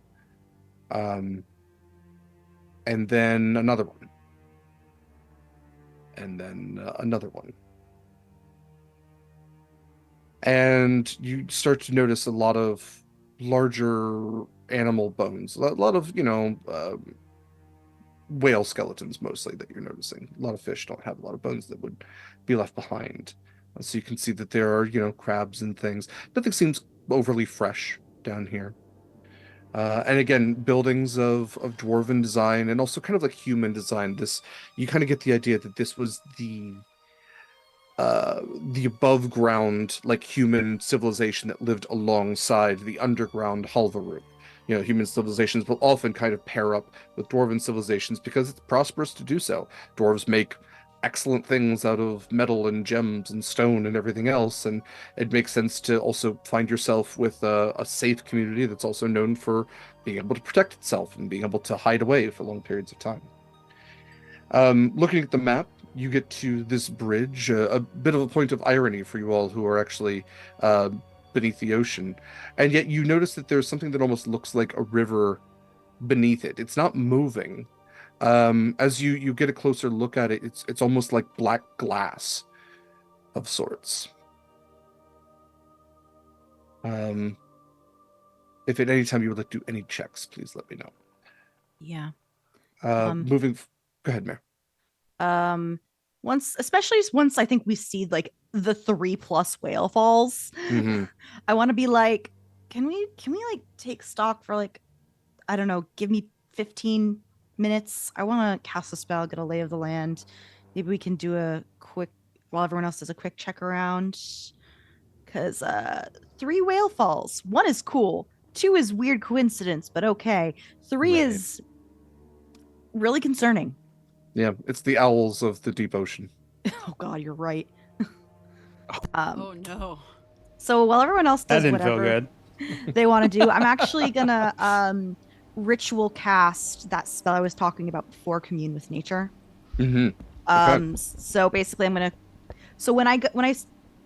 what this spell looks like starting off is, sonar, how it bings out and it goes across Absolutely. like the board.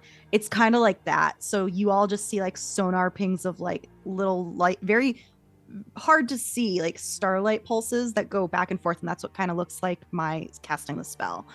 Okay. So within 3 miles, I get a lay of the land, and I instantly gain knowledge of up to 3 facts of my choice about any of the following subjects. So I think the first one is powerful celestials, fae, fiends, elementals, or undead. Okay. Oh, nice. Powerful fae, fiends, celestials, elementals, or undead. Mm-hmm. No fae, no fiend, no celestial. Within 3 miles, absolutely elementals. Okay. What about you- undead? No undead. Okay. As far as elementals, I will give you. You are picking up powerful auras of fire elementals. Fire elementals. Fire element. Yes, ma'am. Yes, sir. Okay. Yes, all of you. Multiples. But not like Marcus. No, Marcus is Last like time I being checked, just- he wasn't an elemental. he's got like He's like adjacent. he's got a little bit of the vibe, like in the same way that like Acacia might ping a little bit as Faye. Yeah, Marcus isn't setting off the metal detector on this one. Okay. There's other stuff that's hidden. The second one I'm gonna choose is prevalent plants, minerals, animals, or peoples. Okay. Minerals, you're getting a lot of, like, the hills around you are rich with iron, gold, brass, or not brass, because brass is what was it? mixture. So bronze. You're getting like a lot of the more useful metals for dwarves. The hills are rich for like all different types of precious gems. Like you kind of get why they settled here. As far as plant life, not really a lot is significant down here. That you don't really even see a lot that's bioluminescent.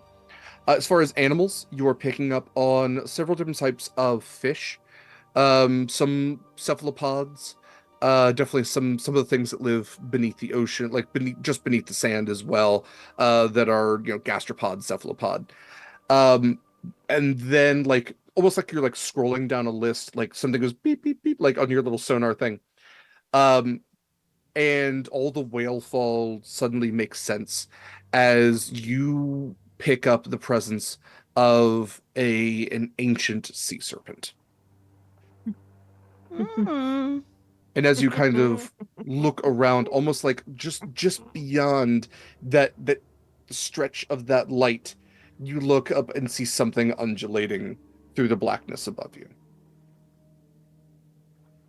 Okay. Well, let me. This is an instantaneous spell, so let me just get that last question first, Absolutely, and then I'll yes. tell what folks. Then I'll continue. And I'm sorry, with the that. other mineral was obsidian, which is what you kind of think that river was. Okay. And then the last thing is, so my other options are buildings, which is kind of self-explanatory, terrain and bodies of water, which is kind of self-explanatory. I think influence from other planes of existence. Yeah, you are getting influences of the plane of fire. Okay. Okay, so I'm gonna let folks have their 10 minutes while I'm casting this spell, and then I'll Mhm. pop back in with fuck, we need to hide and get covered. So it's all y'all. So in those 10 minutes, is there anything in particular any of you wanted to do? Any investigating, perceiving, naturing, medicining? See some nods, Winnie. I'm gonna medicine the heck out of this place. All right, medicine away. No, I, with 10 minutes, believe I could probably do this. I would like to do a couple things. I would like to, state that I have them, right? I didn't give them to anyone, the goggles of detect magic. As far as I asked know, this you still have every them on you. time. Thought you had them. I'm pretty sure I have them too, but so I don't need to ritual cast that. But I am going to look around at like the buildings. I'd like to like, I don't know if it's history or nature, but like kind of get a sense for, is there additional damage that isn't deluge like related? The Just water waves are moving. I know, it's stressing me Yeah, the water movie. This is actually something I got from, I think from Battle Bards, maybe. It's called Nice. Underground Lake City. Wow, It's that's good. I like specific. it. Good. Yeah, it is Yeah. good. It's good. I like it. So just think of that as the sea serpent just splashing. Yeah, Hate no, that. I Having a got great that. time. Thank you. Yeah. So that either history, like whatever you feel is more applicable. You said you're looking for Like if- influence that.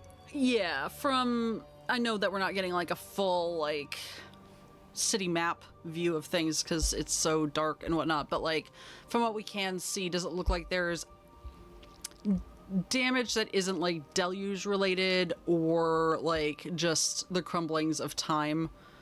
Like, Go ahead and give me a perception, history, or I mean, really, if you're investigating specific buildings, we could call it investigation, maybe.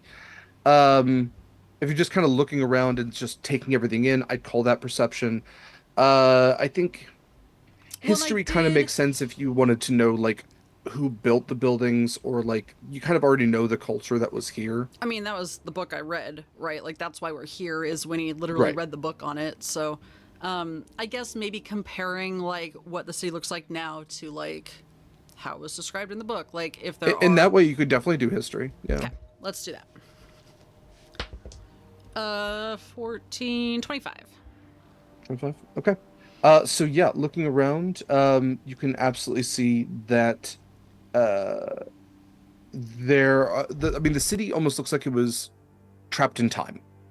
You know, it definitely has kind of worn away bits and pieces there, here and there, but there doesn't seem to be like anything came through smashing the place up. Like a lot of the buildings are still freestanding.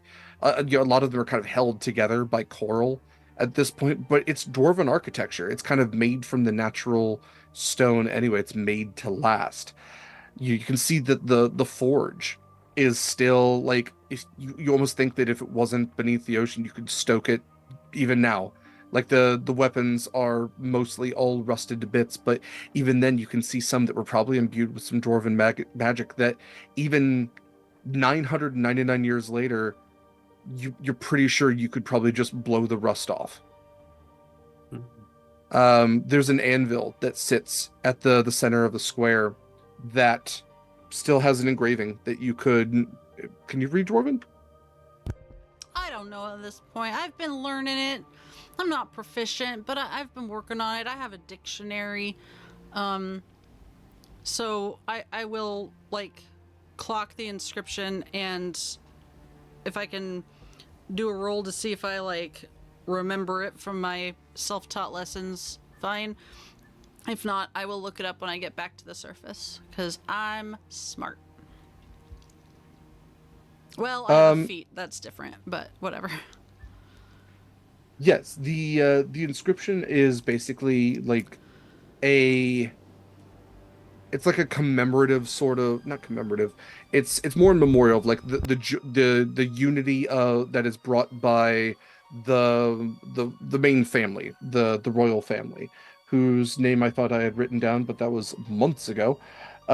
So let me double check if I have that somewhere. But otherwise, yes, it would mention the royal family, and kind of just like by last name, by their surname.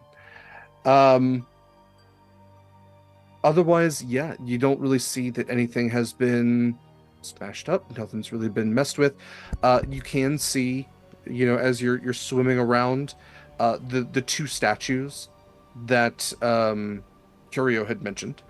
The two guardians, the gate guardians, which are these massive dwarven statues, which one of them has seemed to like snap off almost at like the ankles and smashed into the other ones. So they're almost like laying haphazardly on top of each other, and you can see behind there is in like this cliffside a gate that is like thoroughly rusted and sealed and nigh impassable. I would also say that maybe the one thing you do note is uh, in certain areas, you do note that there are holes that seem to have been bored into the rock. And I think Like that's the little major baby difference is worm like, type things, right? Like my pinky sized, right? like sea serpent sized. Pulse. The only other thing I would do in that time besides like passing along, well, if passing it along would disrupt Acacia doing the ritual, she'd wait. But otherwise, she's gonna get bored with not going anywhere and is going to pull out the compass to make her notes on if it's still pointing the same direction or not. I don't think she's tried it underwater since she got it. It's pointing towards the gate. Aren't we all, little buddy? Aren't we all?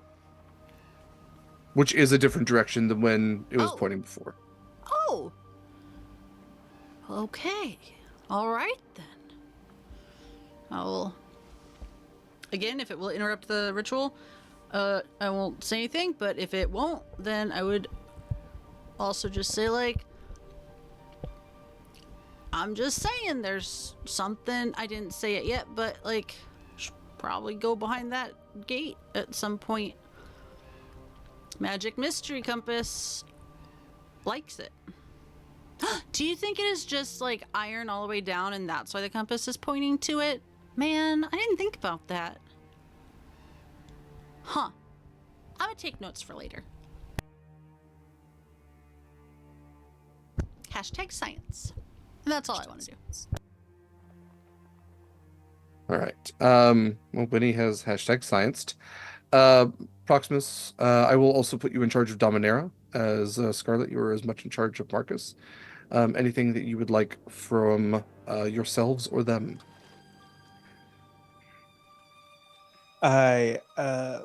Proximus and Dominera would take opposite sides, kind of flanking the party, making sure we're pulling security.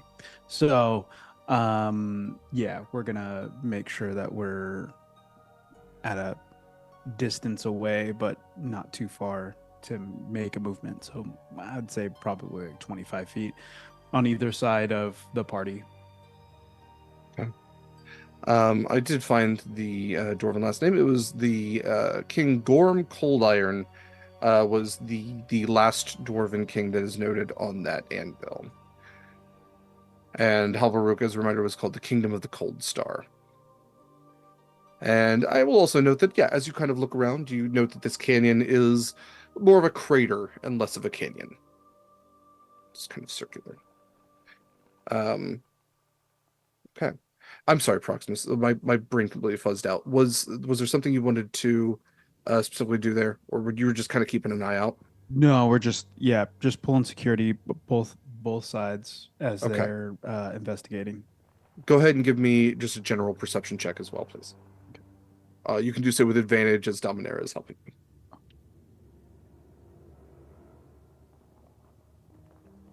Oh, that's good because it was a natural 19 and a 1. Okay.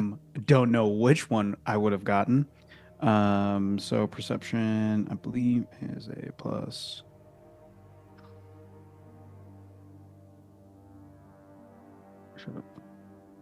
Plus 6, so 25. Okay. So equally so, as you are looking around, you start to notice some of those bore holes all around this crater canyon. You note the entrance probably to the Kingdom of the Cold Star, to Halvaruk, again, those statues. You kind of see like these were probably hill dwarves and less so of mountain dwarves.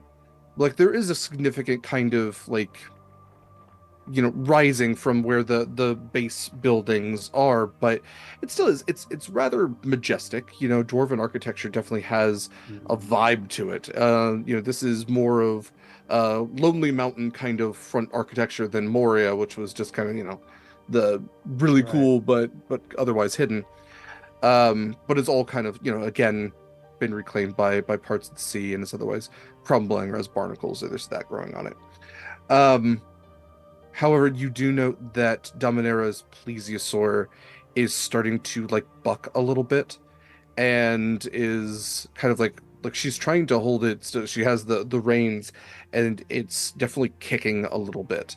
And it's then that you note that there's something else much larger that's moving through the water with you, as you kind of much more adapted to the deeper ocean pick up with your feeling sensory as opposed to like visual or again taste, smell, or sound.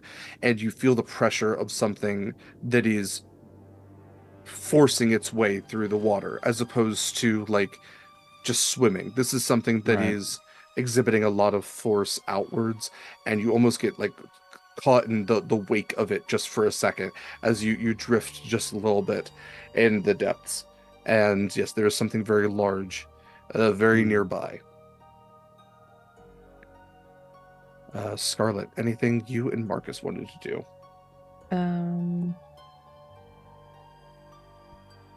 How well does Marcus know his kin?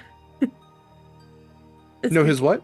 Kin. Is he getting vibes of fire element anyway? Around? I don't think he has any way to necessarily detect that. Yeah. Yeah. Mm. It's No, like he just I'm- clicks and goes, there's others. I don't know how elementals work or people. Yeah, no, I get don't them. believe that Genasi have any natural like sense to their or plane of origin. I also don't even know if he has dark vision. So He does. He actually, Okay. fun fact about Fire Genasi, they don't see things in black and white like most dark vision beings do. They actually see them in red and black. like heat. Oh, Yeah, let's say like heat signals. No, that So makes the Yeah, helm that of would've been underwater cool, but- action gives you dark vision. that's true. Yeah. I think it extends even his dark vision Mhm. as well. So he's looking around, and then you would watch like his eyes are probably one of the most bright things down here aside from Acacia's staff, and you would watch as those like cinder eyes kind of light up real quick, and he goes to pull you around the side of a building, and like even here like his heartbeat is like something you could hear in the ocean even at these depths.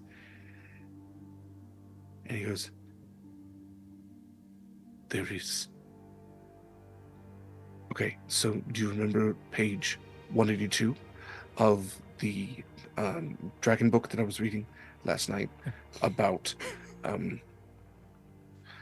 non-typical types of dragons, right? Mhm. Because that's what we were talking about. Nibirian is a dragon turtle, and dragon turtles are a non-typical type of dragon because they don't fit into To the chromatic point. To the ornamental- point. There's a non-typical dragon in the water with us, and it's one that I have always heard about was more legend than fact. But as so often happens when I spend time with you, legend turns out to be true. And there is an ancient sea serpent that is currently hunting your friends. I feel like at this moment, it's like Marcus saying that, Proximus and Dominaria calling out something's in the water with us, and Acacia saying It's all "Take happening at the cover." same Yeah. time. Exactly. So and by hunting them, you mean hunting us too, right? I mean, well, at a certain point, it all depends on who can swim fastest. I'm mostly kidding, but yes, we are absolutely being hunted. I say in that case, I'm out the fear that I can swim the fastest. The call comes out for take cover. We're all just diving in separate locations.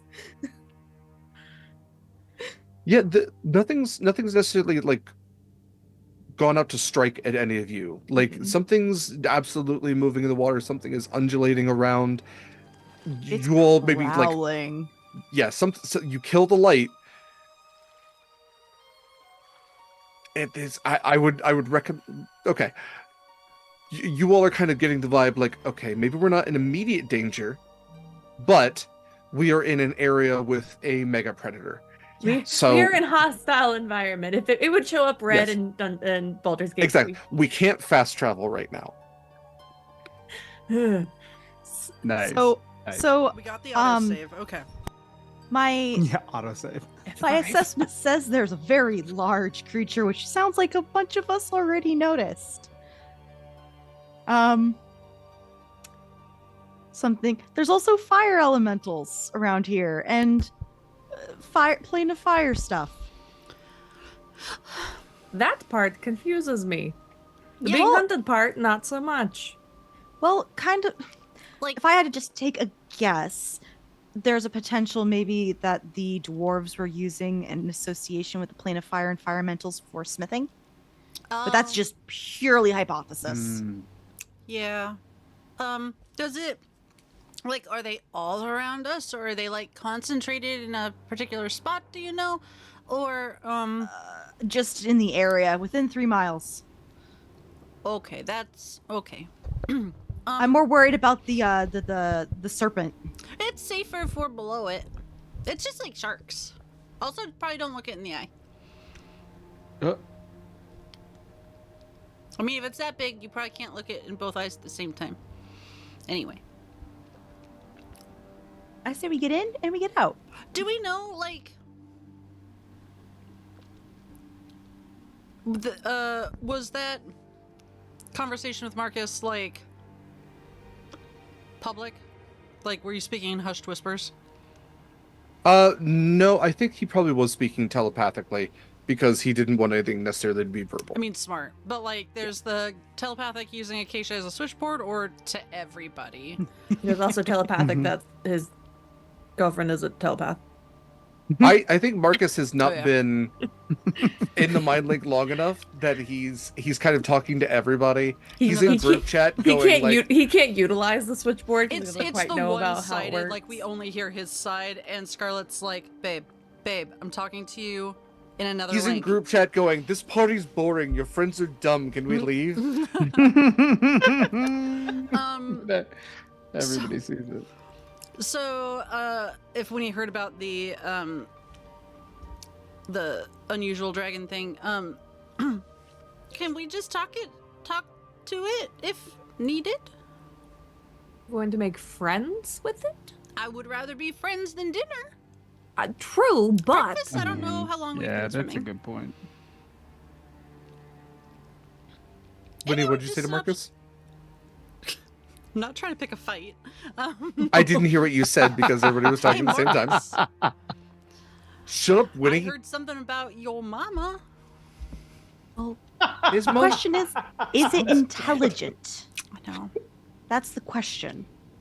Yeah, like, because most dragons are, I think. But if it's just dragon adjacent, maybe it's just like... Are you playing that sound at will, or is it just on a loop? It's on a loop. Okay. Kind of like how wyverns are dragon adjacent. Yeah. would I know that from the book? You would know that wyverns are dragon adjacent. No, I meant anything about the serpent. I'm asking Marcus. He is the one with the hyperfixation. We call that a subject matter expert. They're his According to traits, some of okay? the... Listen, I'm talking. Shut up. According to the limited research that has been done on sea serpents, they age much like typical dragons do in the sense that an ancient one is more dangerous than a young one. This one is absolutely, according to the fins that I can see on its back and the sheer size of it, an ancient one. And it has been said that they have spoken Draconic before, so are intelligent enough to speak, but are not among the most... they're not the smartest. They're not the dumbest, but they can speak. They are sentient, yes. If I had to put it on a scale of 1 to 20, I might say like 13, Okay, maybe? time's a waste. Oh, I get it. Okay. That's pretty good. Hey, thanks. Last quick question, open to the floor. Do any of us speak Draconic? I don't remember. Proximus does. Proximus. Well, yeah, Marcus would.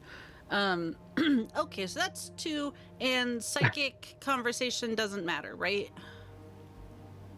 Does it? I honestly don't remember. Does it bypass languages? I can speak to folks as long as they can speak a language. Any language, right? Yeah. Yeah, I'm okay. pretty sure. I'm pretty sure. Let's just make up the rules as I we do go. still- Let's just go with it. I do still have comprehend languages as a spell, so. Oh, that's handy. I did not prepare it. Which I should have, because I don't speak Dwarven yet, still. I would like to soon. Should have thought about that before we came here, huh? Damn it. I mean, Don't You smoke don't- it. It's yeah. fine, Michael. I don't... You and the I- creature don't need to speak a common language to understand each other for Perfect. my psionic whiskers. And I'm going to be honest, when he just assumed everyone was dead. So, let's just keep going, like no sudden movements, I would think, along the bottom. Maybe no lights. And, towards the door? I'm gonna be honest, like last time I went into a sealed city, it sort of broke the seal. I don't know how we're gonna get around that, but, just a thought. At that, I do cast Dark Vision now on myself.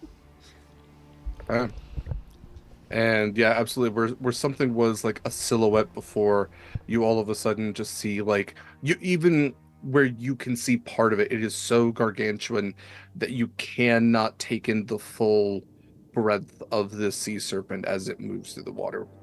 It would technically qualify as colossal in the step up from gargantuan, not yet necessarily titanic, but pretty big. Worm Daddy was Titanic, right? Worm Daddy and Final Eula were Titanic. Right, 'cause she was, yeah, okay. Yeah, Okay, that's fine. we're fine. Everything's fine. Maybe we should try and sneak. Hey, Scarlett, you have just like a well of weird and unknowable powers that I don't understand. You all kind of do now that I think about it. Does anyone have like a vibe check ability? Isn't there like a sense emotions or something? Did I make that up? There's insight, if that's what you're talking about, the skill. No, there's like an actual spell. Like when he's just asking if anyone I have has, detect thoughts. That's about as close as it gets. but it lets people know that you're doing it, right? Only if Not you go- necessarily. They have to roll against it. Yeah. Because you can pick up surface thoughts, or if you want to delve deeper, that's when they have to roll. Just saying, it could be a thing if it's intelligent. We could know its plans. I was just wondering if it was like angry or like maybe a little hungry, which isn't really an emotion, but if anyone's been hungry or been around someone who's hungry and they get hangry, that's an emotion. That is an emotion. Or maybe it's just chilling. Like maybe it's just like having a good time down here. Winnie, I've been hunted as an animal by creatures who thought I was just like a little We're all animals in the squirrel. end, Acacia. It's okay. And no, I think it's actually hunting us. I kind of know what prey feels like now. Ooh. Is that an accurate statement, Derek? It is a sad, scary, accurate statement. Okay. Okay, well, never mind. It was worth a thought. Are we Sad, just scary? heading to the door calmly in orderly fashion? Proximus, do you want to maybe potentially cast Pass Without Trace so we can maybe hopefully try and lose this thing? Yeah, we have to get close. You hear that in the mind link. We have to get closer.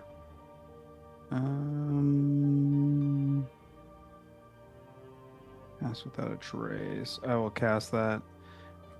I can't it doesn't do me any good to upcast it, right? I don't think so. I don't I think think it's so. plus 10 regardless. Yeah, regardless of it. Yeah, so everyone within 30 feet. So everybody getting close. And then I will cast that. So what I will need for everyone who is getting, so here's what I'll say. Looking at our nifty little battle map, which you all might be able to avoid battle here. I'm going to place your little icons as to where you are, and you all are going to have to get to each other, essentially. So I'm going to put Scarlett right up there. So the gate is to the upper right up there. So Scarlett is closest to the gate. Then we are going to have... Where's Winnie? There's... Oh, alphabetically, that makes sense. Winnie, you were over by the anvil. Proximus, you were And just for keeping you- an eye right up here. Yeah, I did put my character Okay. on there, so you can You got grab yourself it. up there? Cool. Then I Yeah, will yeah, yeah. remove mine. And then... Listen. Which is pretty Acacia. close to where you. Me. So basically, Acacia. you're gonna try it. You're gonna cast it on us once we're all together. Is that what the vibe I'm hearing is? Right. That is the plan that Proximus is given, so I need you all to get together. And so that is where we are going to actually go into turn order here. On your turn, if you were going to move, you can also roll stealth as you move. And I am going to have this sea serpent roll perception at, I'm going to say just regular. No advantage, not necessarily like actually looking for you, but it is looking around. It is hunting. So let's go ahead and roll for initiative here. Mm-hmm.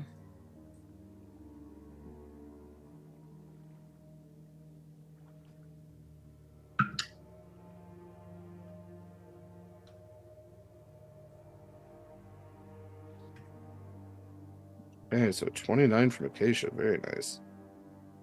4. A 4 from Scarlett, I rolled a nat 1. an 8 Oh. from Minnie, Oh no. and okay.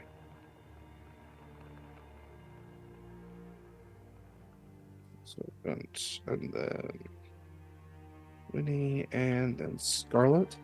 And just for the sake of ease here, because we are not in combat, I will basically just say your companions will move along with you and do not have to do rolls. I will say before all this starts, Dominaria does look to Proximus with her plesiosaur. Should I go and warn the ships? I do not want to leave you alone, but if we are going inside anywhere, I cannot bring him with me, and I certainly do not want to make him a meal. Right. Or I can pin a message to his neck like a little kitten and send him back and say, "Oh, elsewhere, sea serpent." I think that would be a good idea. Yeah. Send him with a note. Not with a note, but as soon as possible.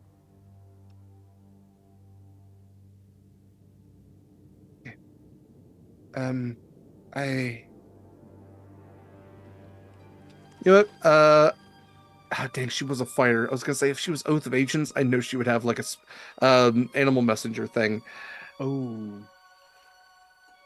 She a looks. paladin? No, I think they decided she was a fighter instead of a paladin. I can make him have a little message. In what way? I can.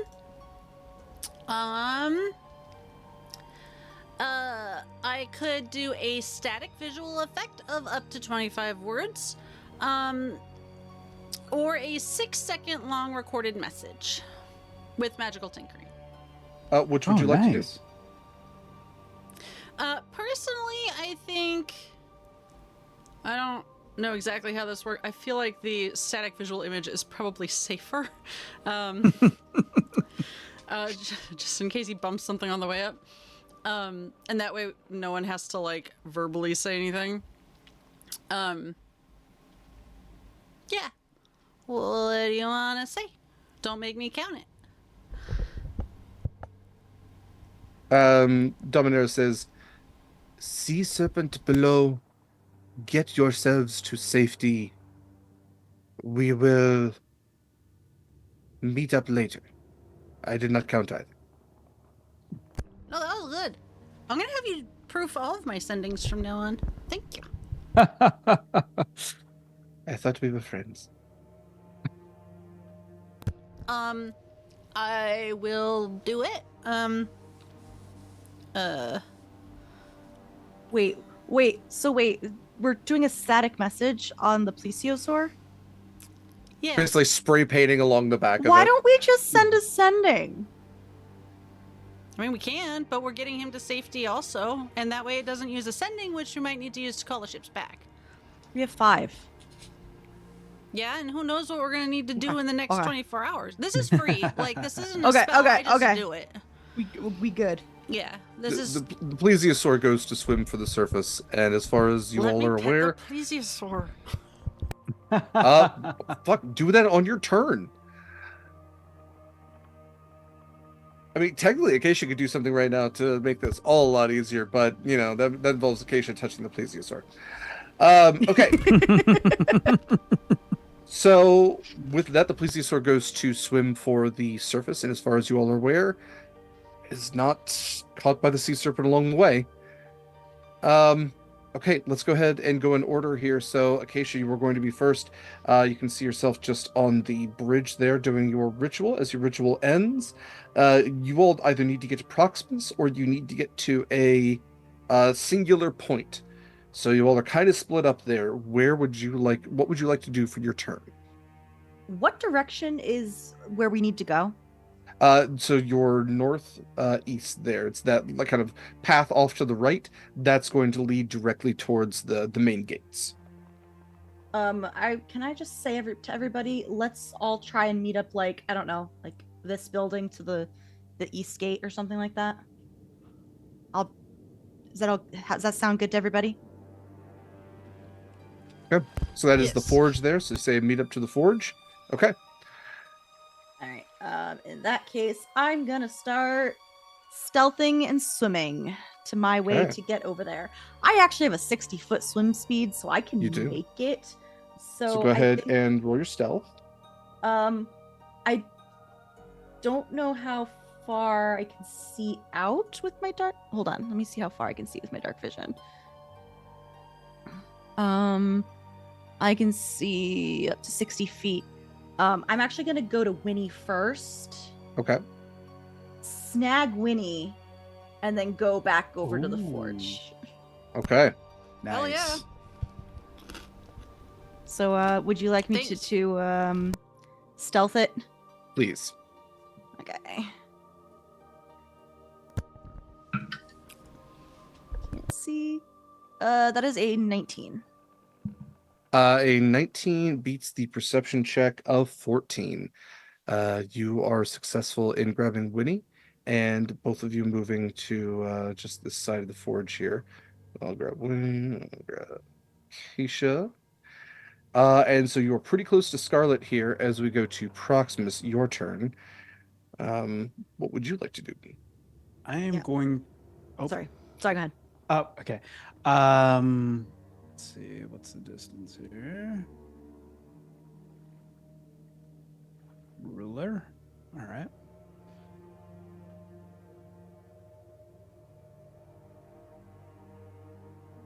Ooh. All right. I'm gonna dash.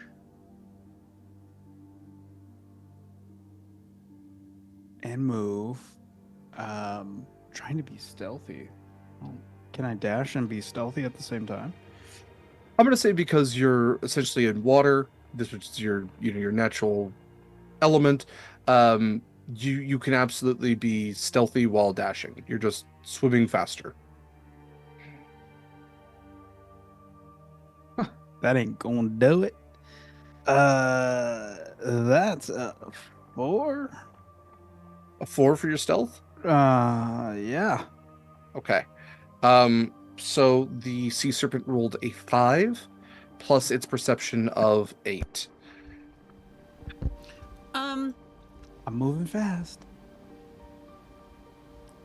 Do you want to move yourself on the map where you end up? Yeah.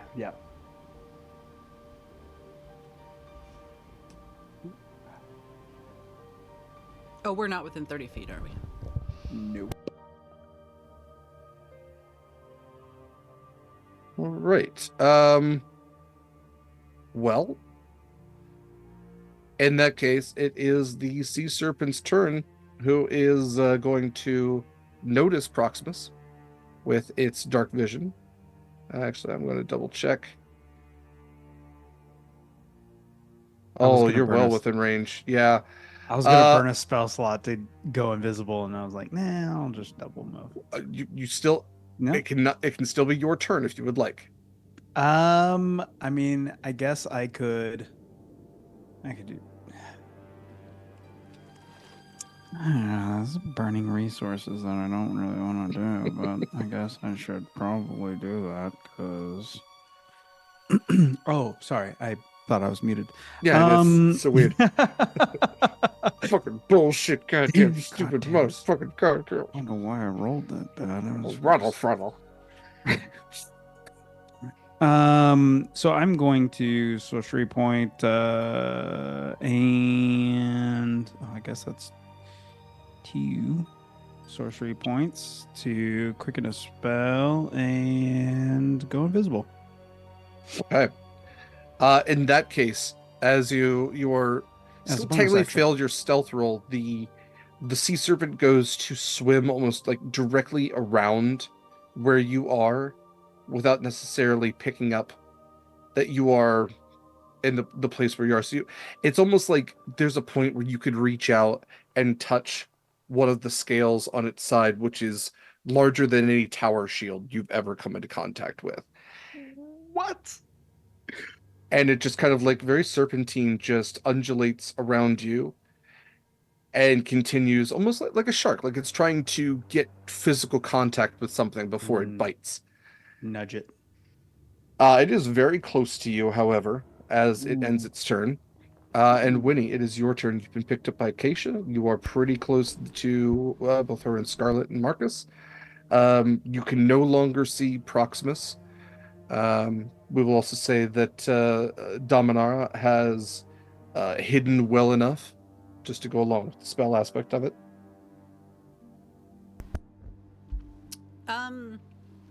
Well, if he's in trouble, he'd say something, I'm sure. If... Oopsie. That's what you hear in the mind link. Oh my god. It's a Are fuck. Proximus, are you okay? Oopsie, like, oh, you forgot your jelly beans on the Oh. ship? Or oopsie, Oh, like, no, you he's- just turned a light on? If I move 1 inch to the right or maybe even fat, this thing is going to bite me. Okay, don't do either of those things.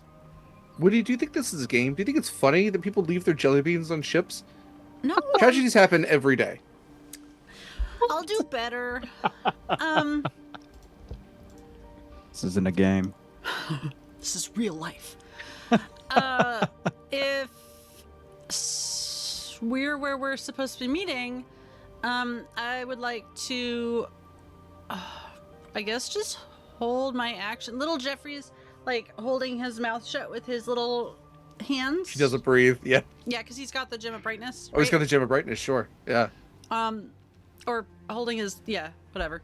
It's not like it's just on by default, but still, he's a trooper. He's got like a safety lock that like locks his jaws. He's got like safety and then like fully automatic, and that's when he can talk. Yeah. I will give Acacia guidance, which I don't know if Winnie's ever done before, but I'm gonna like pat your shoulder, like kind of in like a reassuring way, but it's just My horse shoulder? Or my What human shoulder? Those would be your withers. So Yeah, your withers or your shoulder. I guess. I guess I was thinking your human shoulders, but I guess horse shoulder works also. Yeah, you just feel like a little warmth spread across it, and you can't see, so don't worry about what it looks like. No, your human Acacia can shoulder. see. Your human shoulder, so that yeah, warmth. Winnie, spreading give me around a in the stealth water roll. Isn't weird. Oh no. Guidance has a verbal component. Oh, it does. Yeah. Yeah. It is a 18. You're lucky I'm rolling like shit. That's only a 2 + 8. I am lucky. Mm. Yeah. So you just hear a little whispering in Sea Elvish. It's just Elvish, just underwater. It's got a burbling aspect to it. Oh, it's not like Elvish, just in a higher key. Oh, I guess technically that would have been Aquan. Just kidding. It's got a different accent to it, though. It'd be even funnier if it was Elvish but underwater. Okay, Scarlett, it is your turn. Okay, I just want to move to get with Acacia and Winnie. Yeah. Stealthily. Give me stealth.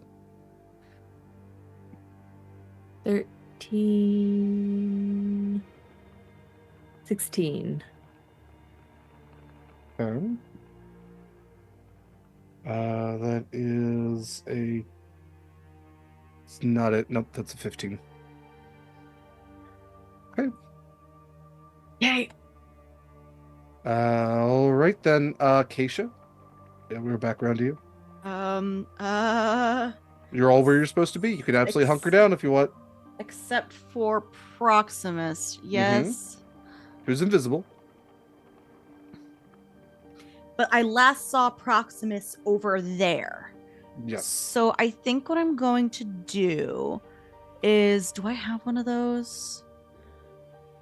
I don't have one of those, but does someone, Winnie or Scarlett, have a crossbow? Oh, Winnie does, and she's right next to you. Can I have your crossbow for a second? Yeah, sure. Okay, I don't think crossbows have disadvantage underwater, right? Is there anything in the mind link? Yeah. Are you That's a good question. I think all ranged weapons technically have disadvantage in underwater settings. For underwater combat, A ranged fine. weapon attack automatically misses a target beyond the weapon's normal range. I don't even care against about that. Yes. Okay. And even against a target within normal range, the attack roll has disadvantage unless the weapon is a crossbow, a net, or a weapon that is thrown like a javelin. So crossbows shoot Okay. normally; they just can't shoot beyond their normal range. Okay, which is how long? What's the normal range of a crossbow? 80? I'm guessing. Let's see. When you have a light crossbow, like 8120? I think 8120 sounds right. Because I've just committed that to part of my muted. memory. It's I know, I thought- 320. 320? 8320. Yep. Okay. Whoa. Okay. Okay, so I like just the Hail Mary I of was just like, okay, wow, anything over 80. nobody's listening to me. So Just essentially, point up and hope. what I'm gonna do, but yes, no, Proximus, it is in the mind link. I do ask for Winnie, the crossbow in the mind link. Look, I'm not gonna attack it. I'm gonna distract it. yes. I'm gonna try and hopefully hit somewhere else, so Oh. it'll go in a different direction. Right, so I don't run into it. Yes, I think this is great. Okay. So Derek, I am essentially going to maybe like take two steps forward, not super far, but Sure. I'm gonna basically ping it off in this as far as I can in this direction. So I'm not really Okay. aiming for anything. I'm just going like shoot it over here, away So- from us. I really like this. I really like this idea. What I will give to you, since you had your perception checks, you're all within the mind link. This little spot that you pinged right here Mhm. actually is just like it's a pillar essentially that is almost crumbled all the way through. Like it's being held together by like coral and spite. So if you can get if you can hit it and do a decent amount of damage on it, you could essentially collapse this entire roof area here. Get and- some silt going up in the ground and stuff like that. Yeah, you'd make a big Nice. commotion in the complete opposite direction of where you are. Okay, cool. I will love to do that. I think I Okay. still have guidance from Winnie, so Mhm. I'm absolutely going to use this. I am proficient in crossbows, Great. thankfully. All you gotta do is get above a 12. And I would say crossbow does 1d6, so 5 points of damage or more, which I think with your dexterity should not be hard to do. It I does got 1d8. 15. Was it 1d8? Oh, because heavies are 10. So yeah, still I think 5 is still. I got a total 10 damage. So Acacia, you level this crossbow, maybe take into account a little bit of the water resistance, and fire this crossbow bolt where you would expect it to, like, maybe ping off of stone or wood. You can't exactly tell what this used to be, but it basically just fragments this coral, and you watch like a Jenga tower. It just separates out all these pieces, all these bits of rock and silt and everything else, and very slow, like in slow motion, in the water itself, the roof begins just to lean, and then the other pillar collapses, and then it's just kicking up all of this debris into the water, and it becomes almost like this clouded area. And as it does, you can kind of feel the rumble as a literal building collapses, and you kind of get the reverberations through the water. And instantly the sea serpent is alerted to it, and you can see that it is making a beeline, or I guess you're in the water, a sea line for the building. I'm sorry for who I am. With that, it is. No, you're not. If there's Nor nothing should else you for be. Acacia, thank you very much, Kaila. I love you very much. If there's nothing else for Acacia's turn, it is Proximus' turn. Yeah, no, I'm just gonna hold on to the crossbow for now, but Okay. that's it. Oh goodness. Go, Proximus. Yeah. I'm gonna double move, and that'll get me right to everyone. Yep. And I think I feel like I would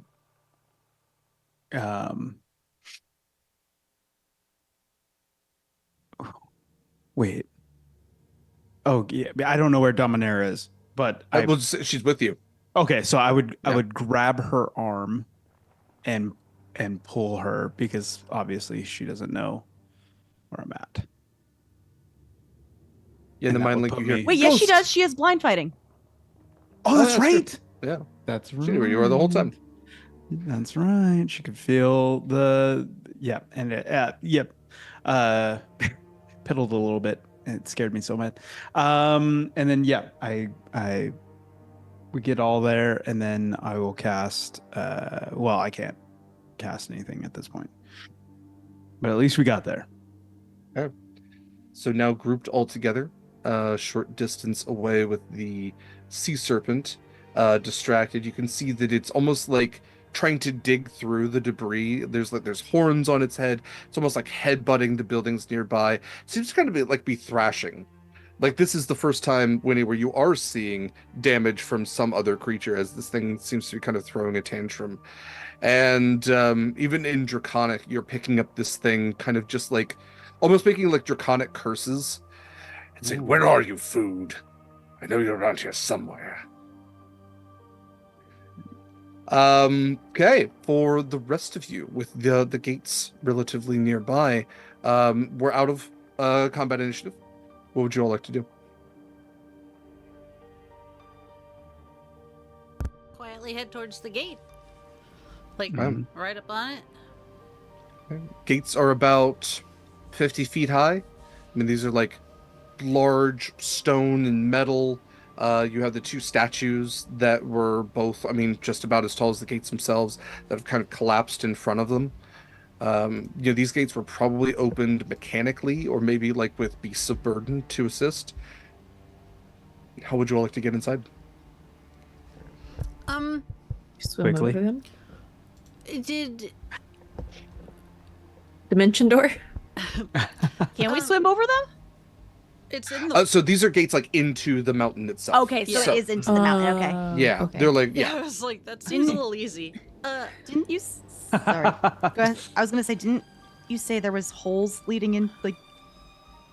There are burrow holes all over that you think have been used by the sea serpent. You can absolutely go into those if you think you might have better access inside the mountain. You said they're that- metal, right? The gates are partially metal, partially stone. Okay, before we go into like an underwater like sea serpent cave, could I just do a little quick check with my smith's tools? Which gives me additional insight when examining metal objects. Well, I'm not gonna physically do anything about it, but maybe I could see weaknesses if there are any. Anything like that? Yeah. Let's call this investigation, and you can add your proficiency bonus twice. Ooh. Hell yeah.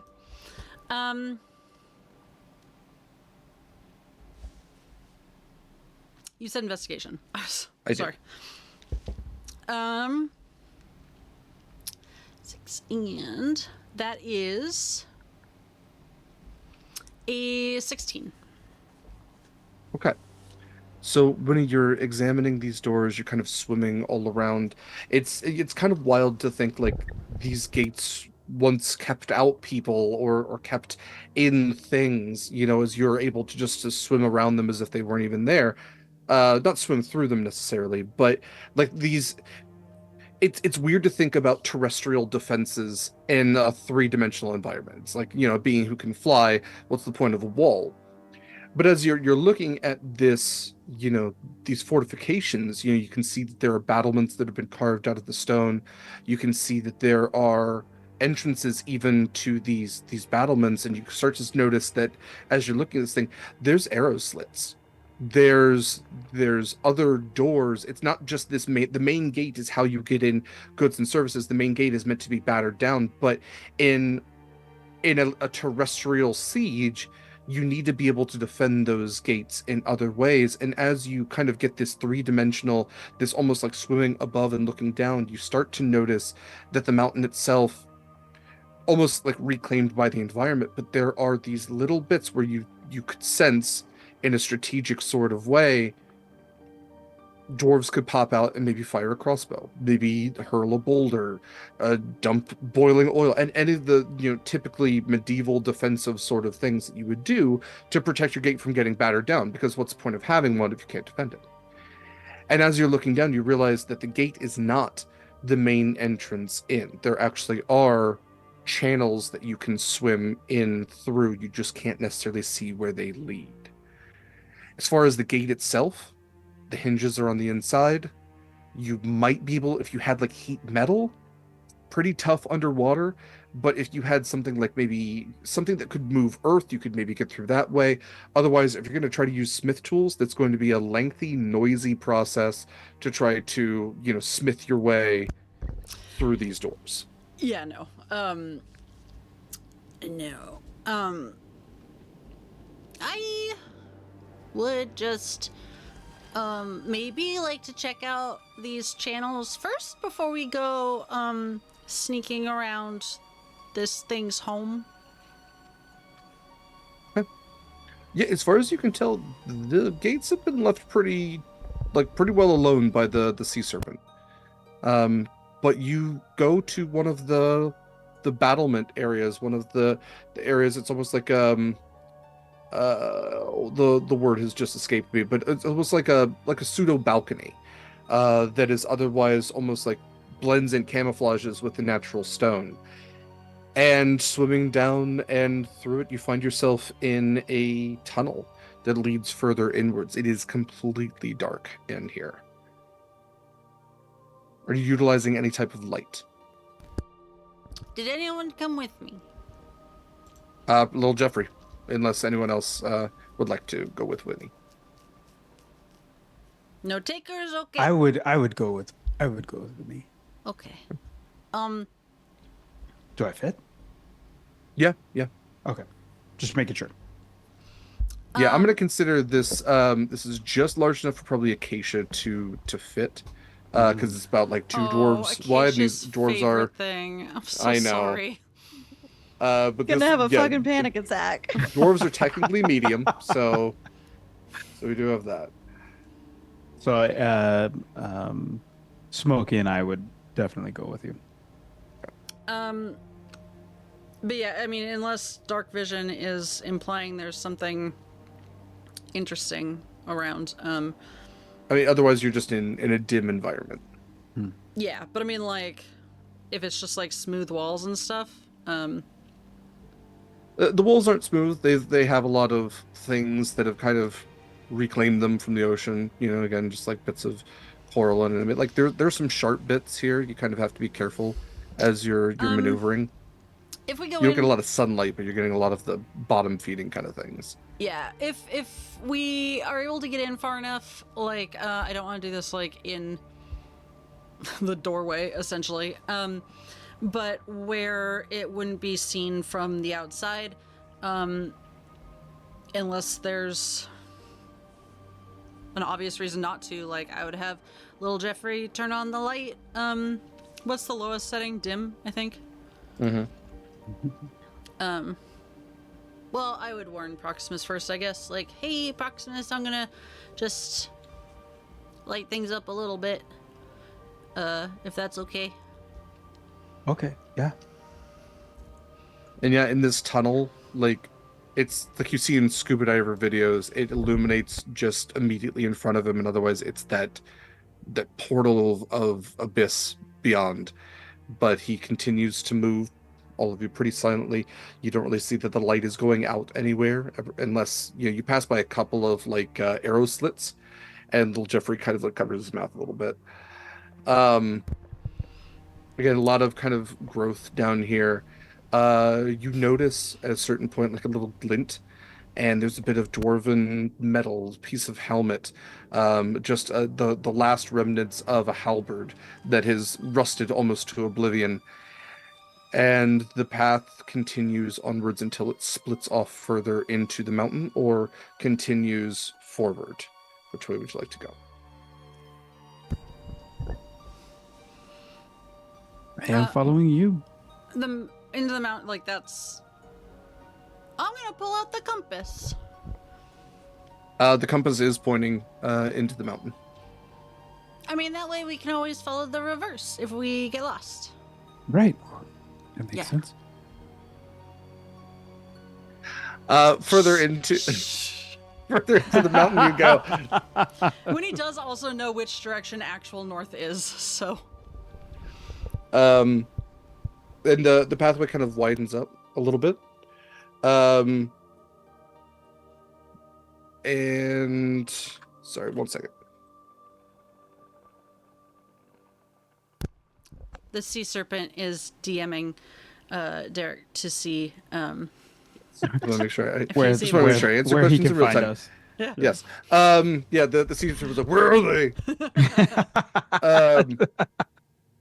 So you continue swimming onwards until you get to almost like where there's like a walkway that goes around this central battlement area. And swimming downwards, you actually are able to see the inside of the gates that you saw from the outside. You're almost in like the defensive courtyard. So there's the main gates, and then just beyond that, you can see that there is a secondary set of smaller gates. So kind of like this area is completely flooded where you are. But you do notice that there is a magical seal that's kind of like glowing a little bit. There is a magical nature to the inside gates, to the inner bastion of sorts.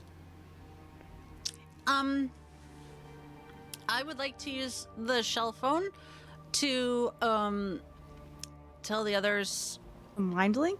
the shell phone, because I want to Okay. see if it goes through. I know we just went through a tunnel, Oh, and I then I'm see. also going to use the mind link to make sure that works.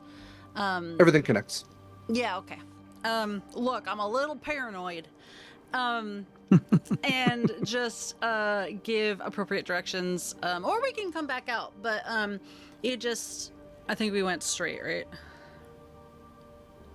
To go into the mountain? You went, so if you're looking at the door, you basically went in like a little area that was towards like the 1 o'clock. Then you swam to the left. Then you turned at your first right, and then you swam down and forward. Yeah, I will Turn relay left those. at the 7-Eleven.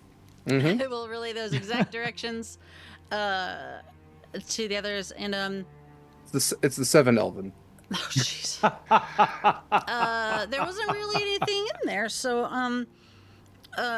Acacia, maybe duck your head a little bit. I'm sorry about it, but, we're here. We're on the other side of the gate. There's magic. It's probably fine. I'm gonna put on my goggles real quick. I will note that around here you can pick up on a number of magical weapons on the ground.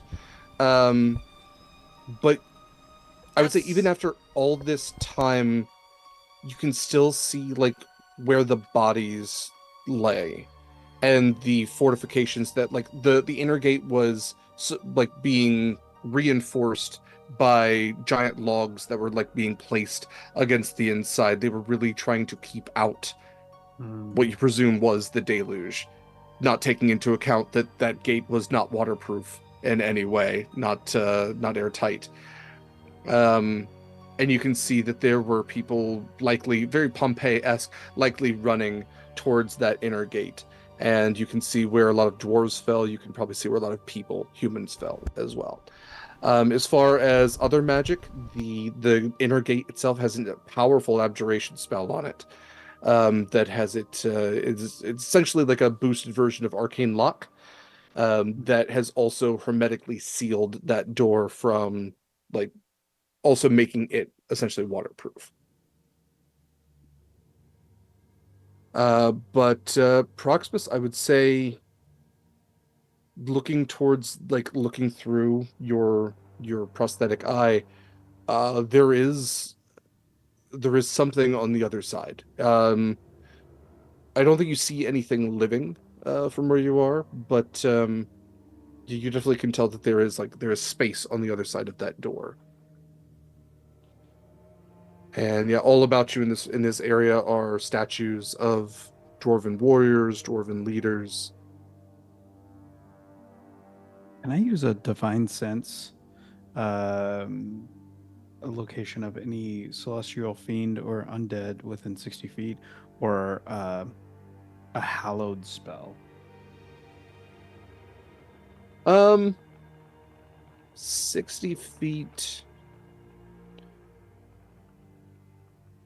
I'll say that you're probably picking up a little bit on a hallowed spell within 60 feet. No celestial fiend or undead, though. Okay. I will pass that along to everyone through the mind link. After Winnie gives us directions, Acacia takes one look inside the little passage, get a very face, and is gonna wild shape into an octopus. Oh, Heck yeah. And is just gonna sucker herself Octa Acacia. to Scarlett. What is with Scarlett either She'll being a allow it. backpack or wearing a backpack? Look, it's fine. We don't question it anymore. Yeah, it's just like it's two arms on the top, two arms like around the side, just perfect octopus backpack that like makes a little X right in front. Now I'm an octopus, so I don't have to deal with the cramps. Claustrophobia. Smart. No bones. Yeah. But No what bones. color are you? Oh yeah. I am probably one of those color changing ones, camouflaging right now. Like blends in with Scarlett's hair. But I think the base color is like very reminiscent of granite, like a rock, like a gray rock. I like that. Nice. So yes, you all find your way to being in that inner courtyard again. Rejoined again, I should say. What is the game plan?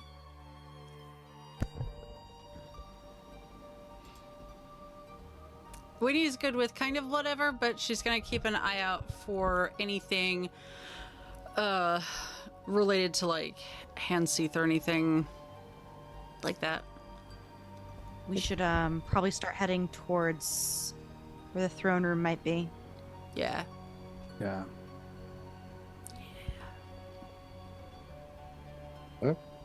How are you all planning to get past this door? Knock. Rainstorm over the course of the week. I was gonna say we can absolutely end here if you all would like. Yeah. I just didn't know if any of you had any wild ideas to get in. At this point. Alternatively, I have Dimension Door. yeah. I do. I can squeeze through as long as my beak can fit. Oh yeah. I thought I had something. No, I don't. So it's a metal thing, but it's also got the magic on it, right? Yes, it is. It is a metal door that has an arcane lock on it. I think before we go to barreling in, we should double check, because if it's hermetically sealed all the way around, like, I think we should just be very careful about, like, how much water we're letting in. And Dimension Door is absolutely ideal. But if it's got a broken seal somewhere and there's already water inside, it doesn't really matter. We can look around later and try and find more ways in. I mean, because theoretically it's just stuff in there and it doesn't really matter. But if all this pressure that we're under goes rushing in, like, a lot of stuff's gonna be destroyed, and that's a lot of history, and the ring will probably be fine, but, like, also, like, structural support might not be ideal. So That's a good point. Yes. minimal water situations. And if we Dimension Door, like, maybe we could do the bag of holding again. I don't know. We have more people this time. It's a big bag. I don't know if you know It it. is. It's a bag of hold. It holds You stuff. have multiple bags. I'm pretty sure. Marcus would not Don't like we? getting into fucking little Jeffrey's bag. Mouth. Mouth. Well, I always no, knew it it would come comes to this. out of the mouth so that he can go into it, and I can go into it, and other people can go into it. Oh wait, no, he doesn't have to go in the bag because he's not people. He thinks he's. He people. is. No, He is. We've been does over Oh, this. count, that's right. yeah. That's right. When he went through the first time, he wasn't active. He was powered down. Yeah. Please don't kill me, Mother. It's not worth it. It's just temporary. Death is temporary. Anyway. Okay. While you all brainstorm, let's go ahead and take the week.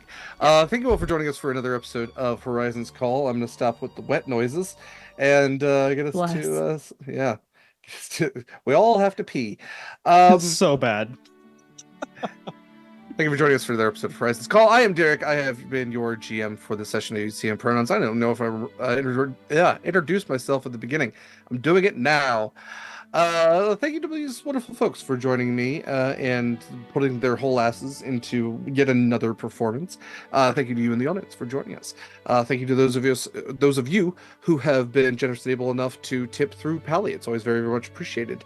Thank you if you just gave viewership or a retweet. That's always very much appreciated as well. I'm going to have these other people say a little bit about themselves, where you can find more of them, and then we're going to talk about some channel and calendar stuff. So stick around; it's all important information. We have an awesome month lined up for you. All that said, Mayor, if you don't mind starting us out. All right, it's going to be rapid fire because we're late. But hi, I'm Mare. I'm on all applicable social media at Archmage of Dice. I am here every Saturday, and I'm also going to be running and facilitating a game of For the Queen on the 20th, a Thursday, in a couple weeks for our Pride one-shots at 7 p.m. Eastern. Absolutely incredible. Michael. Oh, hey, fam. I'm No, Michael. Eva goes next. I don't know what I'm doing. just joking. I'm just, Yeah, I'm no, just no, keep it's okay. counting up. Keep on your toes, Michael. Yeah. You can find me at Mikyl Sandoval, Mikyl Sandoval, at all the social medias. You can find more of me, and I'm more active on the Sword and Key Discord. Also, I'm on the Sunday game of Public Access with Eva running the game, and Neek, and some wonderful individuals, and we're playing tomorrow. So come watch us, because it's gonna be short term. But yeah. Bye. Oh yeah. yes, as always, special thank you to Mikyl for doing the character art for this game and many games you see here on Sword and Key.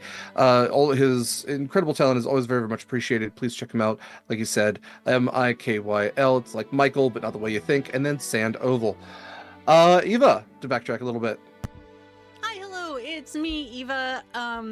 I am here almost exclusively, and as Mikyl said, I am also here and back tomorrow for Sunday running public access, and I will be back again on Monday, apparently, running a 3-shot of Moonlight on Roseville Beach. We are doing Sweet on Jenny as part of our Pride Month charity lineup. And I think that's all I've got at the moment going on for now. Awesome. Last but absolutely not least, Kaila. Hi, hello, my name is Kaila. I have been your Science Storm Sorcerer, Scarlett Shores. I am also running a game in the month of Pride. On the 21st, you can join me for Monster of the Week, where we investigate a suspicious concert at a not copyrighted venue that I have meticulously planned out. I will not be on the games on Mondays, but you can find my wonderful partner there instead playing with Eva. Just gonna insert Allie here. I would insert Ellie into everything if I could, and I'm pretty sure they would enjoy that. Seeing the slide decks I have seen them make before about inserting things. Special thank you to everybody in our community for supporting us. As it was kind of hinted already, it is Pride Month. It is June. We are going to be raising money for Trans Lifeline throughout this month. You can donate at any time and find all of our Sword and Key stuff at beacons.ai/Sword and Key.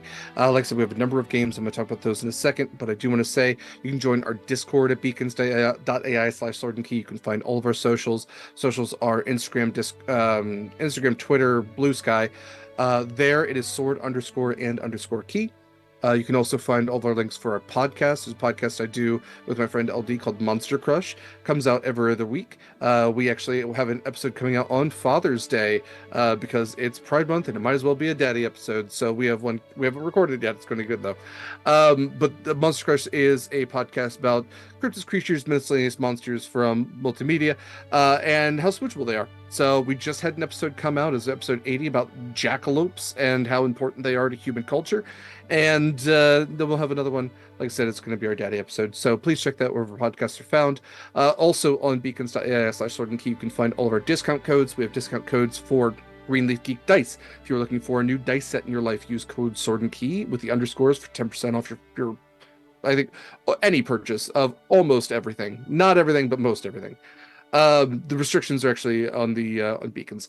For 10% off your first purchase of a custom mini at Eldritch Foundry, which is a custom mini site, you can use code Sword and Key. Again, it's just off your first purchase. And then if you're looking for a new set of makeup, check out Wishbone Cosmetics, which is a UK-based queer-owned vegan makeup company that makes palettes that go along with, like, you know, fantasy tropes and vampire romance and sexy stuff like that.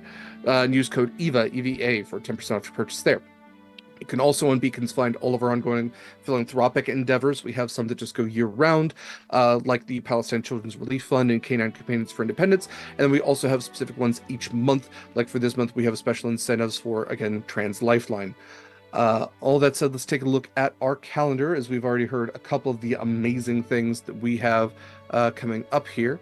So looking at tomorrow, as it was mentioned, 10 a.m. Pacific time, we have the second public access Welcome Home that does have Mikyl and Eva in it.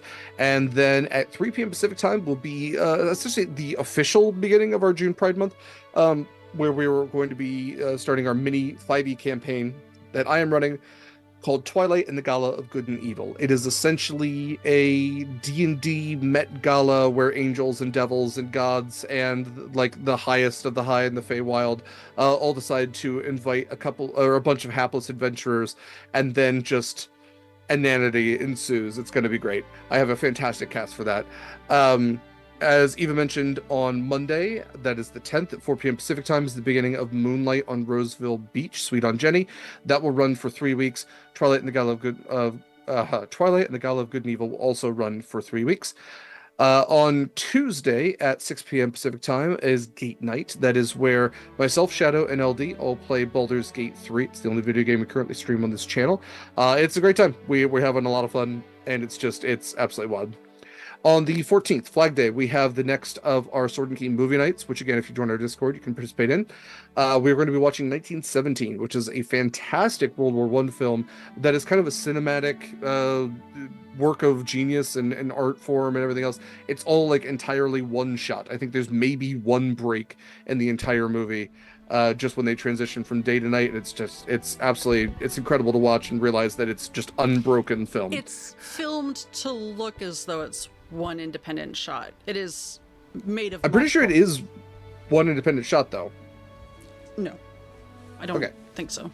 Well, let me live in my fantasy land, and I'm going to Google it to double check them, not just, Anyway, the 15th, that is Saturday, Horizons Call will be back. We are only playing until we're going to play the 15th and the 22nd this month. Then as of the 29th, that begins a little over a month's hiatus for us, as one of us just decided to get married or whatever. I don't know. Good for him, I guess. No, we're all very excited for Mikyl, and are going to be celebrating him and his wonderful partner. And also, we will all be together for the first time ever together. We're gonna have a Horizon in crew person. photo shoot. Well, not photo shoot, but we're gonna take pictures together. Yes. We're gonna let Mikyl focus on an important life event for a little over a month now and actually enjoy himself. Ooh, I but wonder if we also can get the photographer to take a. Yeah, man. All right, that's going in the photo shoot. All right. Also on the 15th is a one-shot at 10 a.m. Pacific time of Super Normal. This is Super Normal Wedding of the Centuries, which is going to be a gay superhero wedding using the one-page game Super Normal created by Ursa Dice. It's a fantastic game. I'll be running that. Our next episode of Monster Crush, like I said, is due to release on the 16th. It is Father's Day, where we'll still have public access in Twilight and the Gala of Good and Evil. Moonlight and Roseville Beach back on Monday the 17th. Gate Night back on the 18th. On the 20th, that is Thursday at 4 p.m. Pacific time, as Mare mentioned, they'll be running For the Queen, which is a fantastic, traditionally card-led game that I've played before, but I can't wait to see it in online TTRPG version. As Kaila mentioned, on the 21st, Friday at 6 p.m. Pacific time, is Monster of the Week, Slumber Trophy. Slumber Trophy. Slumber token. Slumber No. trophy. Slumber trophy. Because it's sleep. Yeah, Slumber Yeah. Trophy. Because my brain always goes to Trophy Dark, but it's not that. That's going to be fantastic. I can't wait to see that. Great cast for that as well. Check it out. And then, essentially, aside from everything else continuing on, the last thing that we officially have for Pride Month is on the 27th at 4 p.m. Pacific time. We have Tales of Equestria Summer Vacation. It's a My Little Pony TTRPG, which is being run by the Lady Dame. And then, just ending out the month, we have one final Monster Crush on the 30th, and then right before that, on the Friday the 28th, we have our last movie night of the month, which will continue our Ghibli movie watch, and we will be watching Ponyo. All that said, that is it for us here at Sword and Key for Horizons Call. I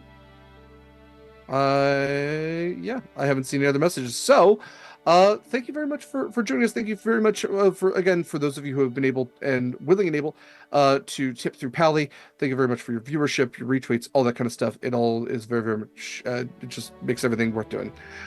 Take care of yourselves until next week, and we'll see you tomorrow. We'll see you real soon. But until that time, fair winds following seas, brave mariners.